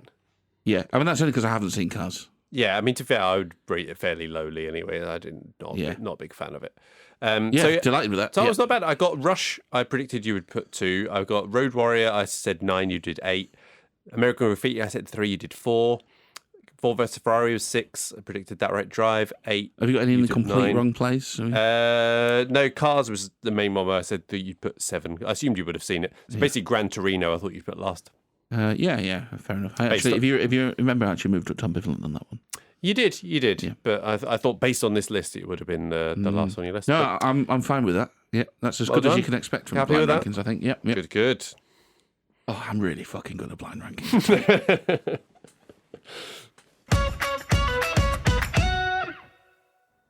Okay, let's move on to our final film of today, looking back at Sideways. Or looking sideways at back. No, looking back at the sideways. So, this should have been in the apologies, Carl. No reason why that episode should have been over 2 hours. I'm sorry. Yes. So really, it's your fault. Yeah, probably. I mean, probably always is my fault, really. But... Also, I incorrectly teased Life of Pi again, which is the second time, which is not. You should just do that. Which is not the next every week. episode now, next week's even after Life of Pi has been released. So I do keep forgetting that Yeah. the retro would drop first. So going to stop doing that. But now we have an actual schedule with a routine cadence with episodes each month. Should You literally can't get it wrong, should be easier. even though you already have got it wrong. Yes. But anyway, our initial positions that we had here. So I came in as a don't like. You came in as a really like. So, but we haven't mentioned the degrees of Disagreements in a while. disagreements. Indeed. So that would be 3 degrees of disagreements. Yeah, that's a big one. Yeah. But where do we end, Carl? Well, I was still a really like. You were. I moved You did move up, yeah. all the way from don't like to like. You did. I did. So a big move. That's one of the rarer ones. We have had that. It was a rare one of those rare. Well, not that rare, but ones where it's a great film to talk about, and it is a great as film well to talk that about. kind of makes you appreciate it even more. So it'd be one of those again on rewatch. I think you look at it with a fresh set of eyes and experience, and very good. So yeah, big move. You were still somehow sounding very disappointed though. Where's the fist pumping, Carl? Whereas the whooping and hollering, it's like you're even miserable when you're triumphing. Like, come on. Yes. I don't know what that's about. Anyway. It's your brand. It's fine. I've not really got any listener feedback apart from, again, so we put out these little clips and we've got a new format for the clips where it's like very good, by the way. A caricature of me and you. And Will's main feedback was, your chin is not and has never been that strong. Which is fair. It's a fair point. Can I just say, congratulate you on your graphic work recently. Right. Because I really liked that video design that you came up with. Also, you came up with the Mash Flicks and Chill sort of branding, and then a couple of posters to go onto that. Now, I was a bit sort of Don Draper. I know you haven't seen Mad Men, but I was very sort of Don Draper in a lot of the stuff that we come up with, where you were my sort of art department and copy department all in one, and I just, cock my leg and put my mark on you a little bit and go away and fix that for me, and you come back. Yeah. But you have done a sterling job with the graphics and whatnot recently, and the Sideways chit chat video that we put out has done quite well. So yeah, there we go. Well, good. Relatively speaking. I mean, let's not get carried away. Piss poor at best, but yes.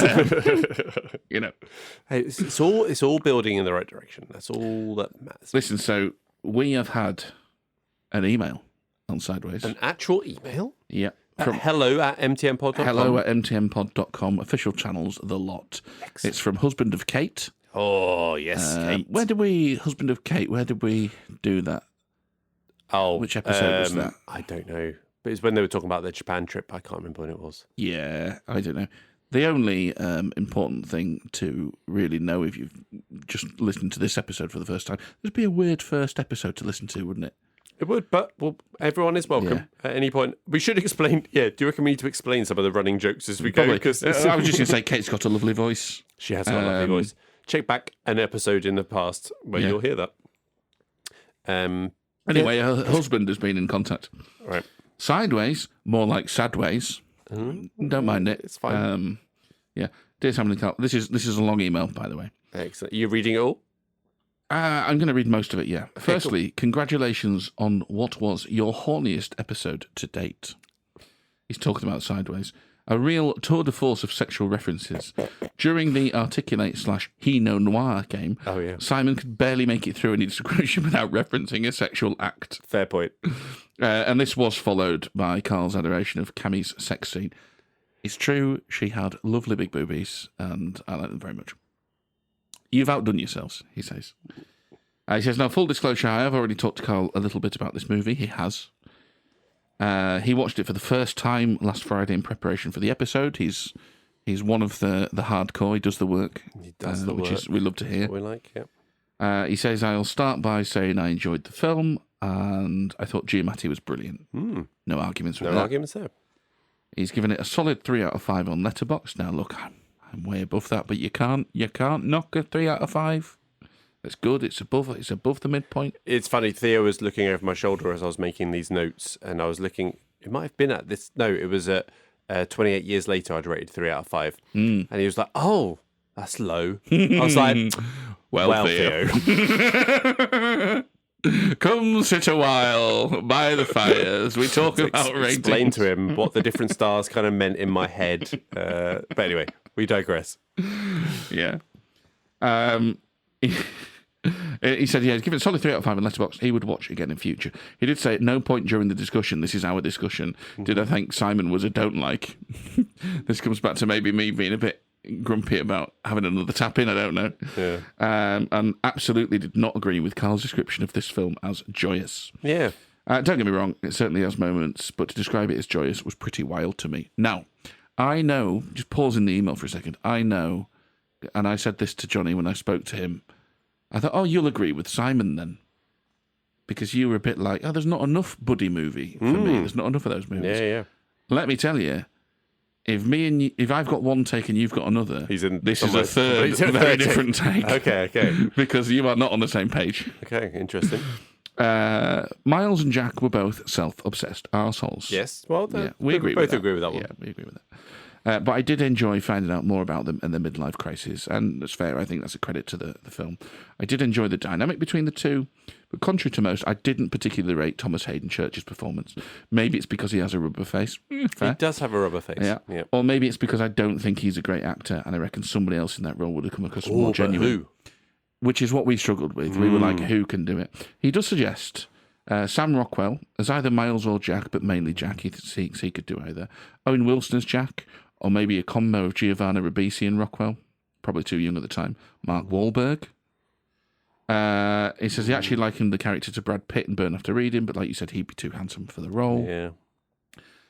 And I don't know, I sort of look at all of those and think, that's not what Jack is. Jack is this kind of, he is a bit older, he is an oaf, but somehow he has got a bit of sauce somehow. And it's a really funny one, isn't it? It's one of the rare ones that we've really struggled to come up with anyone that we were happy with. Yeah, and a lot of that I do think was because I thought Thomas Hayden Church was really strong in the film. I think he was very good. Anyway, he says, back to the movie itself. Obviously, the setting is a fun one, a mini stag do road trip in wine country, and we're showing the surroundings beautifully. I totally agree with that. From the off, we're really thrust into how much of a bellend Miles is. He's late up, lies, shows no urgency despite being late, lies more, fucks over his mother, and he's then taking Jack on his stag do, which is almost entirely designed for his own tastes. That's a fair point, yeah. As Jack clearly doesn't actually care about wine. It's true. He does say, digression on the pod, you asked why Myra is even interested in Miles. He says that Miles had known her for a while, and I think potentially before he'd become a miserable bastard, so that's probably fair.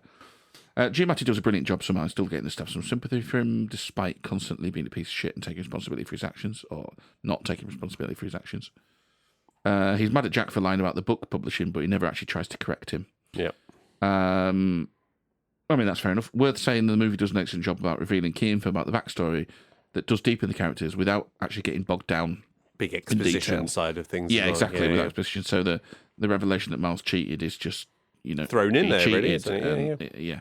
Jack is endearingly simple. I think it's a fantastic description of Jack. I think it's exactly what he is. Oh, back to lingering thought. Mm-hmm. This is, as I was listening back to this, I had this kind of thought which has just recurred now. So we were talking about where Miles kind of has that disdain for Jack, right? Of how he's essentially cheating with no consequences and things like that. Was he calling you a delinquent or something?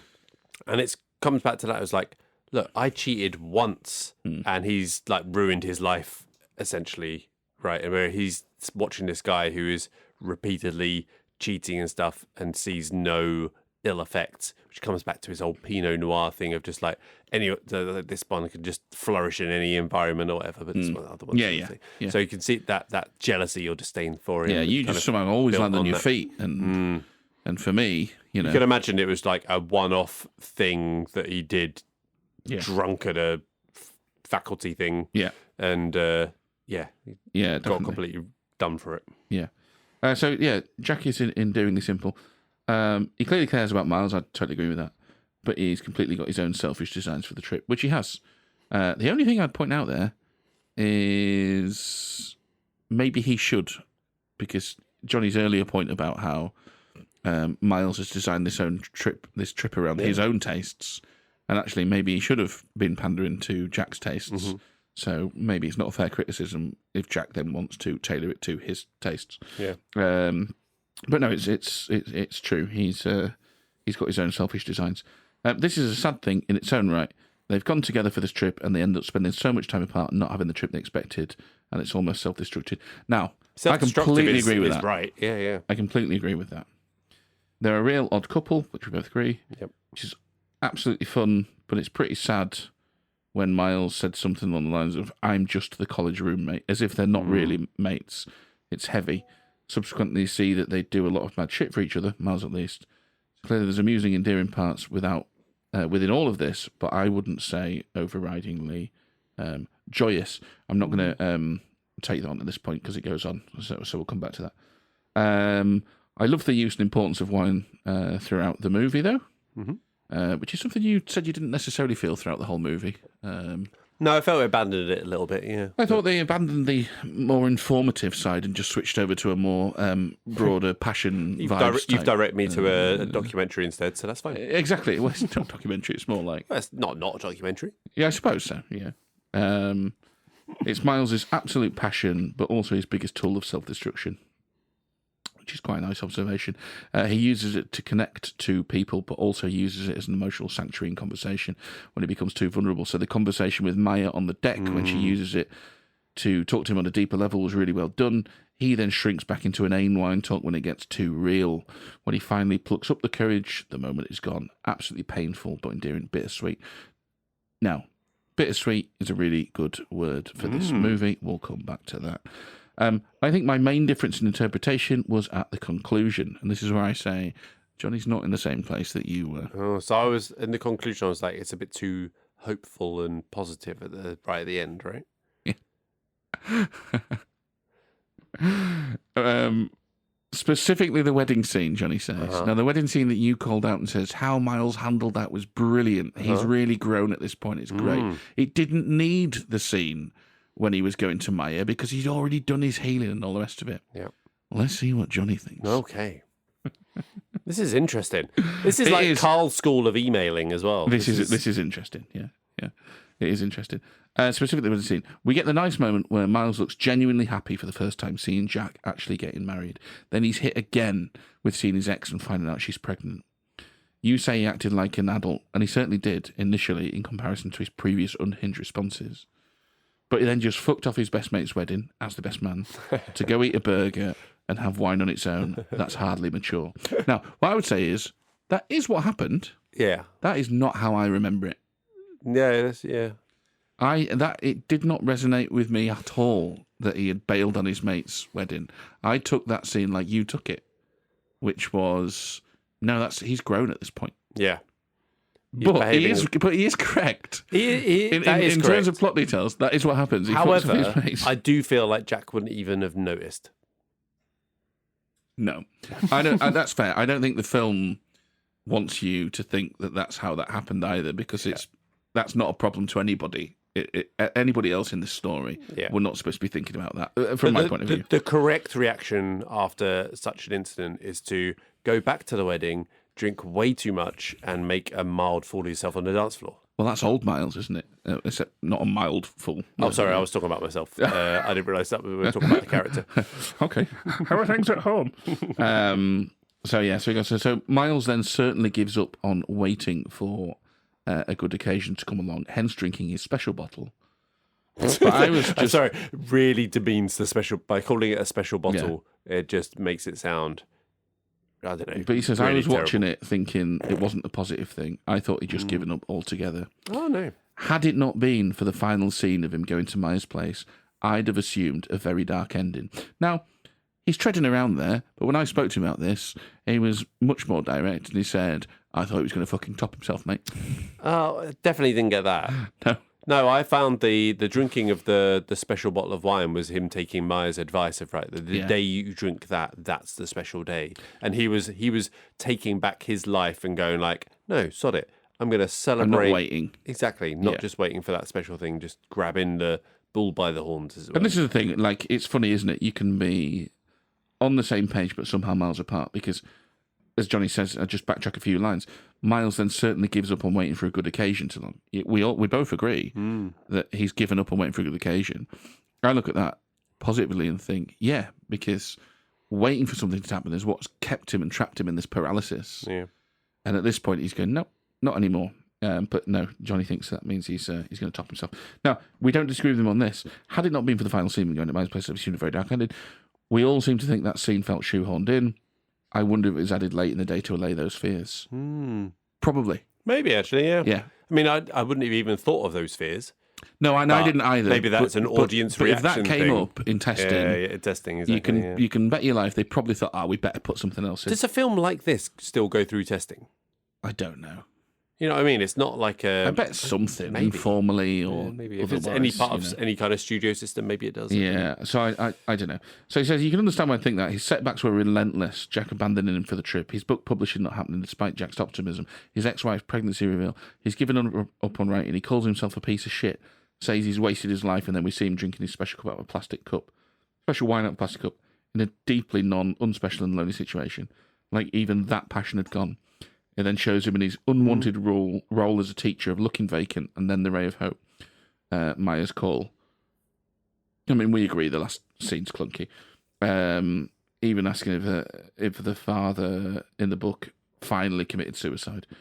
Miles doesn't look happy. It's heavy, lads. It's not overtly joyous. Just one note, he says, I don't think Miles does call himself a piece of shit. If it's a scene I'm thinking of when he's sort of sitting on the bridge or whatever. On the beach, is it? He says, yeah. I'm a smudge of excrement on some tissue floating away. Yeah, just it means it's insignificant, right? Well, it's not even him. He's quoting Bukowski there. He's quoting another writer, which he says in the film. He thinks it is, yeah. Yeah, he says, I couldn't write that. Neither could I, actually. I think it's Bukowski.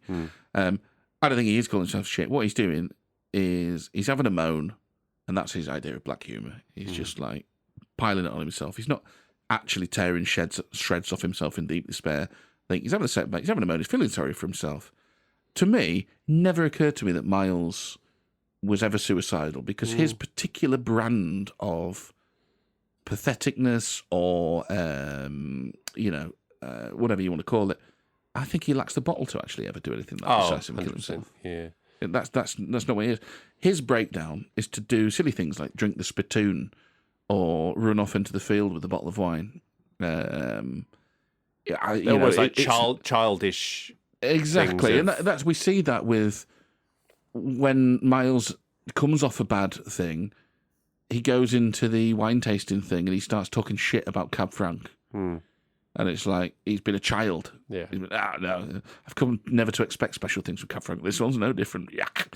And pouring it away. He's a child. I don't like broccoli. Yeah, exactly. He doesn't get really dark and start playing with knives or going to stand in traffic or something like that, Johnny finishes off with, anyway, this isn't sadist. Like the film actually really did.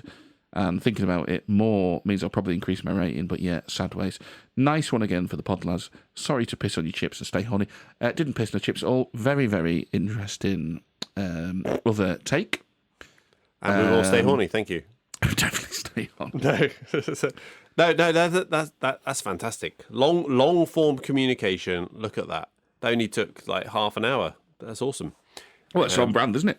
It is on brand. But husband of Kate. Husband of Kate. Yeah. Wife of Kate's fine, I think. Yeah. I think he'll answer to that. Yeah, yeah, that's fine, I think. Husband of Kate, excellent. It's excellent fine. Feedback. Well thought out. My thing with these things is always, and I was genuinely surprised when he started tossing around suicide, because whilst I understand why someone might take Sideways as melancholic, so it's a bit cathartic in the sense you just watch someone being a bit miserable, yada, yada, yada.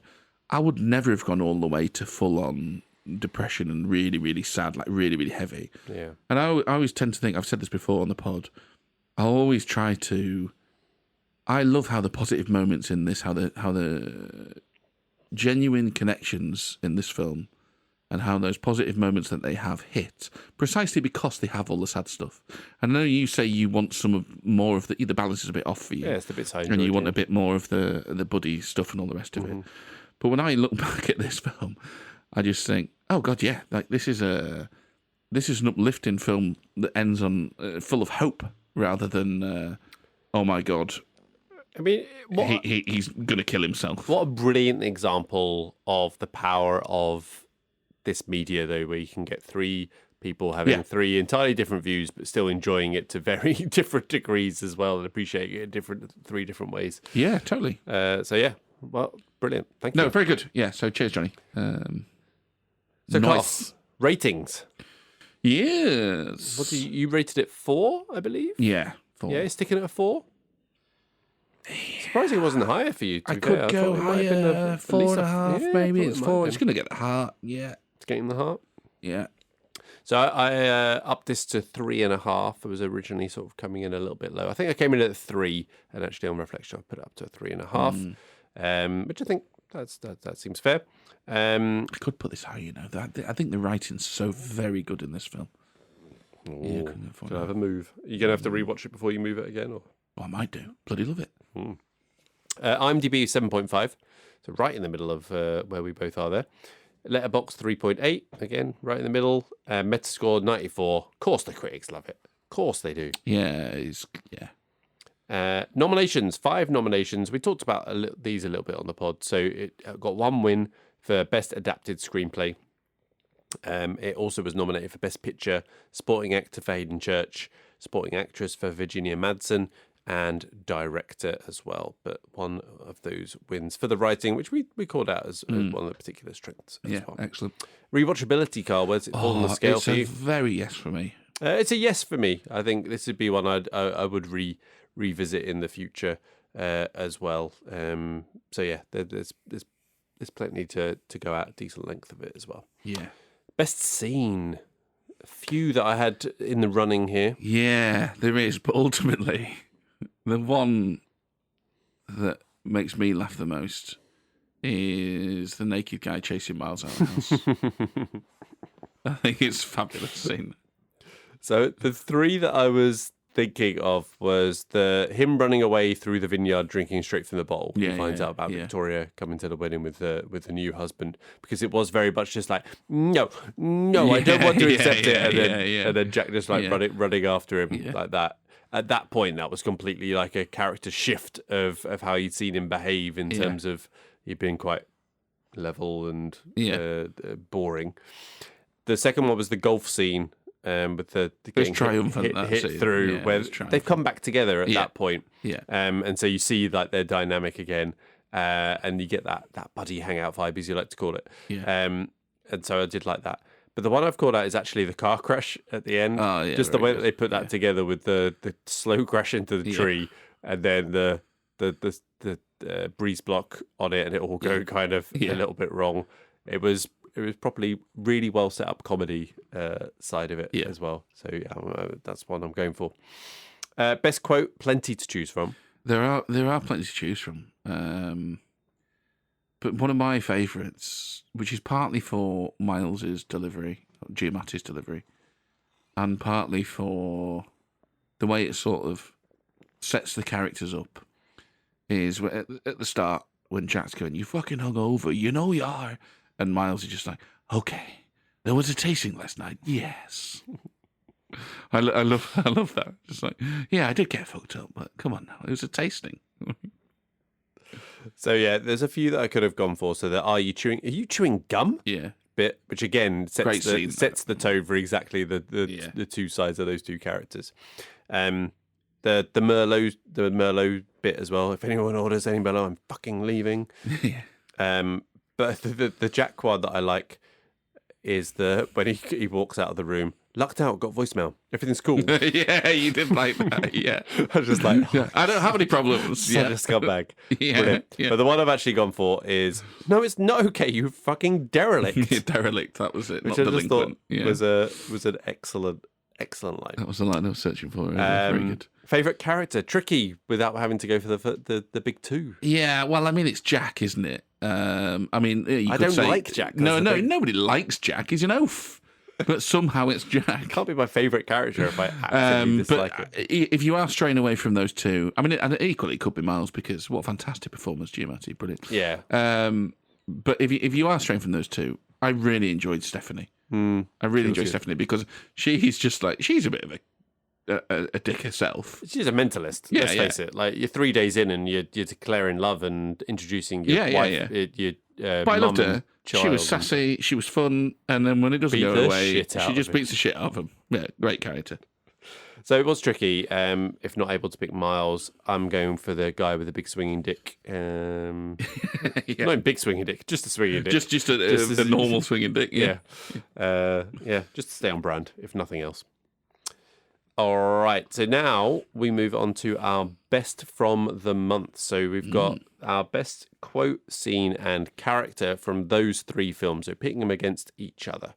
And we're going to start with quote, Carl. Well, you have score for the month, I think, first, surely. Score for the month? Oh, I was coming to that in I have that somewhere else. Oh, really? I don't know where. I don't know where. Where do I have it? Yeah. Oh, I've got it right at the bottom next to the closeout, but that's fine. We'll do that. So yeah, scoreboard for the month. So 2 movies, 2 for Carl. It is, and actually, a 2-degree. We're not doing it. We're not doing we're that. not It's doing just that. a straight 2-0. Yeah, so it's a straight 2-0. So a nice, in season 4, straight 2-0 lead early doors. That's right, of course. Yeah. Yeah. So off to a flyer. And season 4 is going to last until about December next year. Oh, yeah, no, it's brilliant now. We've managed to spread this out so much. So this will be a lot easier to keep track. Yeah. So we should be good. Okay, now we're going to go to Best Across the Month. So what was your favourite quote across those 3 films? I show my hand. There's going to be a theme here. It's my sideways one. Is it sideways throughout? It's my sideways quote, yeah. About Miles' very middle-class version of getting fucked up. Yeah. There was a tasting, yes. Your Giamatti impression's coming along nicely, by the way. Oh, good. Thanks. Yeah, mine sideways for the quote as the one I've just said as well with the fucking derelict thing. That's good. Scene, your sideways scene by any chance? It is this sideways nude chase. I love it. Yeah. The car crash again is my favourite scene from Sideways. But character, so supporting character. Look, I want to put Jack in, but I can't put Jack in. Yeah. And again, I just think Stephanie's a great character. Yeah, she is. I was between. I discounted Sideways just because I went for the naked guy. I couldn't go up the top there, so I've gone for Javier Bardem. Fair enough. As Ruben Tarantes. I was between him and Bats from, but I think Javier was a little bit more convincing in that character and had a bit more to do. So went for him. All right, now we move into our top 3. So these are always challenging. There's no one way we can go. We obviously could have gone Brad Pitt. We've already done Brad Pitt in Ad Astra. Yeah. So you're like, who else have we got? We went Baby Driver. Top 3 Ansel Elgort. You didn't want to do that one. So we went for top 3 Jamie Foxx. So any just missed outs, any honourable mentions that you want to call out for Jamie Foxx? No, I can't say I've seen a ton of his films, honestly.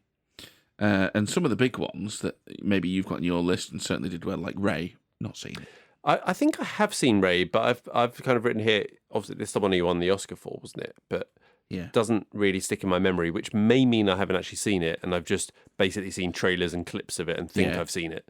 But So my top 3 are very, very easy. The only honourable mention I would actually have, which is not for the film, but because he was good at it, would be Baby Driver. Yeah. So I've got a few honourable mentions. So Miami Vice, I remember watching that and just being like, meh. Do you know what? I haven't seen it, and I really need to watch it because it's Michael Mann, isn't it? It is Michael Mann. Yeah. Yep. And he was in Jarhead, apparently, which I don't remember him being in Jarhead. So which is the reason he's not obviously made it. Have seen that. Any Given Sunday is on my list of just missed outs as well. I do love that. Willie Beeman, he plays in that. Do quite enjoy that film. I thought that would make your list actually. Any Given Sunday. Yeah. I mean, it might do on a further rewatch. My top 3 is a little bit weird, but it's fine. There's another one which won't be on your Spider-Man No Way Home. So, the most recent Spider-Man film, he plays a recurring character that comes back from an earlier Spider-Man film. Although I really like that film, he doesn't really play a huge part in it, so it didn't make the top 3. And I'm going to save the other one because I think it might make your top 3. So if it doesn't, I'll come back to it. Okay. What's your number 3? My number 3 is Law Abiding Citizen. Mine too. Mine is also. I didn't think you'd have Law Abiding Citizen in there. Yeah, that's my number 3. That was kind of why I thought it was a bit weird. Law Abiding Citizen, number 3. Well, quite a surprisingly enjoyable film, that one. It's a bit of fun, isn't it? It's a bit over the top. I thought it would be a bit shit, but it was actually, it's fun. Yeah, it's dealing with some pretty dark matter, really, but it does it in a way that's, sort of quite fun and makes for a very good action film, I think. Law Abiding Citizen. Agreed. Okay, what's your number 2? My number 2 is Collateral. Oh, okay, so no spoilers, but my number 2 is Baby Driver. I still do like that film. I like him in it in particular as well, so it kind of scores a bit of extra points for him being good in that. Obviously, Baby Driver is not going to make your top 3. My word, Simon, what have you done? Because my number 1 is Django Unchained. Well, you see, Django Unchained was the one that I called out that I thought would be in your top 3. So I rate this a little lower than a lot of people. It's not that I don't like it, it's just not up there for Tarantino's best films for me. But it's better than Law Abiding Citizen. Come on now. Yeah, it was. I had them kind of rated the same, and I Christoph remember. Waltz, Leo's great in that film. I remember Laura bites it some. Samuel L. Jackson's great in that film. Yeah. It's a solid entry in the Tarantino annals for me. One I need to rewatch. Okay, right. So what's your number one then? Collateral. Yeah. Yeah, and that is one that is stuck in the memory from. I've not seen it since I initially watched it, and it's definitely one that stays in the memory. Not just from Tom Cruise's performance against type, but Jamie Foxx was fantastic as the Collateral. Do you know they digitally did the lights to look, sort of. I thought that's Minority Report. Is that not Minority Report, Carl? No, that's set in the future, Simon. Oh, yeah, how could that be Minority Report? That's a stupid thing to say. And if you'd have had anything about you on that episode, you'd gone, hang on, Minority Report set in the future. What the fuck are you talking about? I genuinely thought you just had a stroke. I just let you go. I just let you go. Oh, it's a throwback to an episode. Which episode is this? I can't even remember. It's quite a few episodes ago. It's out there. I've made a fool of myself again. Listen. It was, yeah. He went into a lot of detail. It was like, you're talking a lot of sense it's a good here. Wrong film. Yeah, wrong film. I don't know why it would have come up, but that's the thing. Tom Cruise related something or other. I don't know, yeah. I mean, it did come up. Just the wrong bloody film. Anyway, okay, that's our top three. We'll move on now to Movie the Needle Classics Collection. Yeah. So, as a reminder, people, our Classics Collection, each of the film needs to have stamina. It needs to stand the test of time. It needs to have girth. It needs to have that broad appeal. And it needs to penetrate. It has memorable characters, lines, or scenes. Now, as I mentioned earlier, we are up to 37 movies in our Classics Collection. We inducted no fewer than 5 in our last retro episode. Wow. It's almost too many. But some of them were revisits as we had come back to them. So I think that's fine. I just said wow then, like Marv. No, I said like Marv in Home Alone. Is it when he goes, wow, what a rush? Is it what a rush he says? I don't know. I think it's a Christmas film. You know that more than me. Yeah. But, let's see if we can get up to a nice even 40 and see if we can induct 3 today. Then it could be 6. Yeah. So first of all, any movies that we are talking about this month? Baby Driver? No. No, yeah. F1, too soon. So. Couldn't possibly. Yeah, I did wonder about F1. I mean, it is too soon. There you go. But I did wonder if that's going to be the racing film that everybody looks back on. Maybe. I mean, what if it's not F1? What would you say? Is it Rush? Is it something else? Days of Thunder? I don't know. I mean, I've just done 10 car films. I should probably have a look. Yeah. No, it's Cars, is it? All right. Yeah, it's definitely not Cars. Jesus. Yeah, I don't know. Maybe. Yeah. I mean, it could be one that stands the test of time. Yeah, I don't know. Sure. You wonder if it's one. Because I thought about it, it's like, well, no, you can't because the dialogue's crap. It's just a plot conflict. But then I look back at some stuff, and I just think, come on, don't be silly. Yes. Like that's what could be a movies classic, are. Yeah, exactly. Classic pop conflict, right? Exactly. I wonder it's too soon. Sideways. Right. Okay. Here's my case for Sideways. Oh, he's pitching. Here's my case for Sideways. Now remember, it's our collection. We do what we like. It made a splash. It changed wine. Changed wine. It did. Changed buying habits. Yeah, it changed a multi-billion-dollar industry habits. It inspired Oz and James, a whole other TV program. Mm-hmm. So it's had an impact on there. My mum likes it. So this is where I think it falls down, right? So as one of my tests is to talk to people at the cricket club on a Friday night when we're on the beers, saying like, "Oh, what episode have you done this week?" Yeah, Sideways. You heard of Sideways? No one's heard of Sideways. Everybody's heard of Sideways. Everybody's heard. They can. What you should have done is get in their face and going, "I'm leaving anyone else any fucking Merlot." Right? They'll be like, "Oh yeah, I've heard that." Yeah. Oh, the Merlot guy. Yeah, the Merlot guy. Yeah. My mum likes it. I mean, yeah. What more do you need? That's penetrated. Inspired.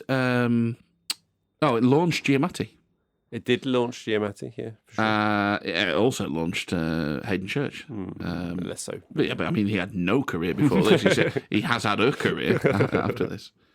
So I'm sort of pitching for, do you know what, like, the elements are sort of all... The only thing it hasn't had a massive box office success. No. It did make a profit. Does it have a big cult following retrospectively as well? Or? I don't know. I'm going to say, like, if it is going to fall a little bit short, it's because, like, people don't feel strongly enough about it. But I don't know. I think it's one of those ones that just falls through the gaps. It's not enough of anything that it just doesn't quite grab hold of a casual film viewer. I don't know. I just don't feel it fits in with the classics collection, Carl. I'm sorry. Oh, I mean, yeah, sure. It only changed wine inspired spin-off TV programs and launched Paul Giamatti. Who's he? But yeah, no, that's fine. That's fine. Yeah. No. Sorry, Carl. I'm deeply sorry. Okay. Well, let's look at directors that we've covered this month and their other work. Okay, so this one's an interesting one. So Baby Driver, directed by Edgar Wright. Yeah. He's done 2 other films which I know we both like. Yep. Shaun of the Dead, 2004. Yep. Infinitely quotable. Yep. It's got the old GIFs going. It was successful. Yeah. It's from 2004, so it's been 21 years already. It's about the limit of the 20 years. We're kind of saying that's a good amount of time to say that it stood the test of time.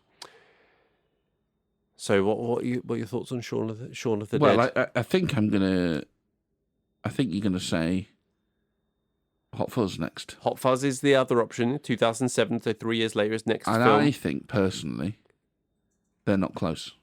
You think Hot Fuzz is above? I like both of them. I should say this. Yep. But I think Shaun of the Dead is far more niche than Hot Fuzz is. I think Hot Fuzz is the one that actually people go, ooh, Yarp. Simon Pegg, he's funny. That's a film we can, I think that's the one. I feel like a big man fuck off to the model village. Yeah, it's just brilliant. For me, I'm with you. I think Shaun of the Dead is just a bit too niche, whereas Hot Fuzz, stone cold classic. It's in. Hot Fuzz is going in. Indeed. I think they've stood. It's 2007, so it's borderline, stood the test of time. But I think it's nice. It's definitely quotable. These are more fun when we go, oh, has there been enough time yet? Yeah, it's a good one. I agree. That one's in. Okay, good stuff. Okay, the other director, Alexander Payne.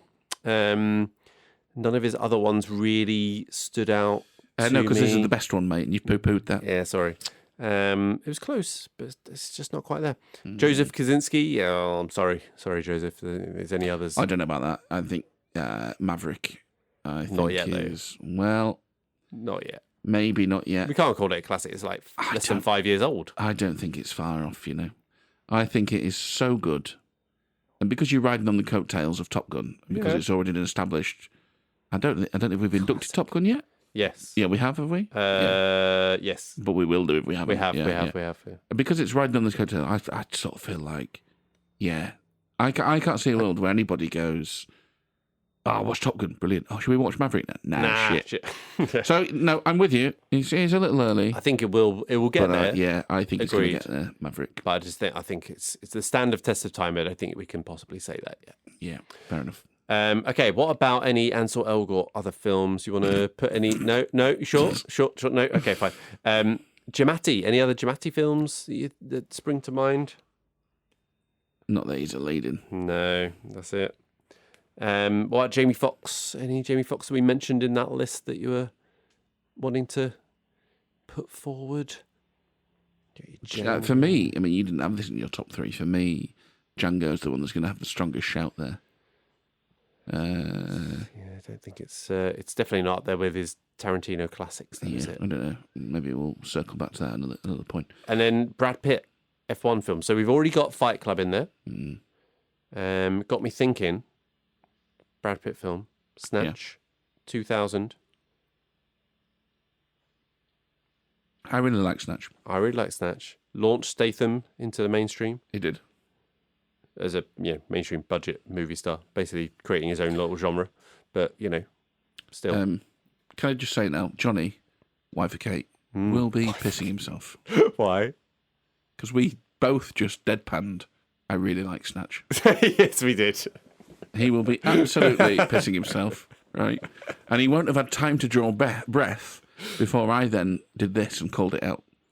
So, he will possibly be passing out about now. Yeah. Okay, good stuff. Well, we do both really like Snatch, so there we go. Yeah, it's true. Snatch is... But I want to just counter and continue. So got me thinking as well, on the same theme, Lock, Stock and Two Smoking Barrels, 1998, 2 years earlier. What we thought? It's a bit like the... Hot Fuzz, Shaun of the Dead. Yeah, a bit like Hot Fuzz, Shaun of the Dead. Agreed. Your Lock, Stock is the more niche of the two. Agreed. Snatch is the one that breaks through and has got the broader appeal, for sure. Do you think it makes it? Fucking dogs. The problem with Snatch is, does anybody ever rewatch it or talk about it? I've rewatched it a lot long. Did you? Yeah. Oh, go on then. Yeah, that's good enough for me. Yeah. Yeah. Yeah. I think Snatch. Yeah. Okay. Good. Yeah. Snatch is in. Okay. You said you had some submissions. Yeah. Completely unrelated. I'll just do a couple of these because we've gone through a lot of films already. So an absolute banker because I watched it this month. Ace Ventura. Right. Did we not already do this? Probably. My list. No, we didn't. Isn't as up to date as yours. You're fine. Yeah. Ace Ventura, Pet Detective, the first one. Yeah. So, did we cover this last retro where I said I need to rewatch it?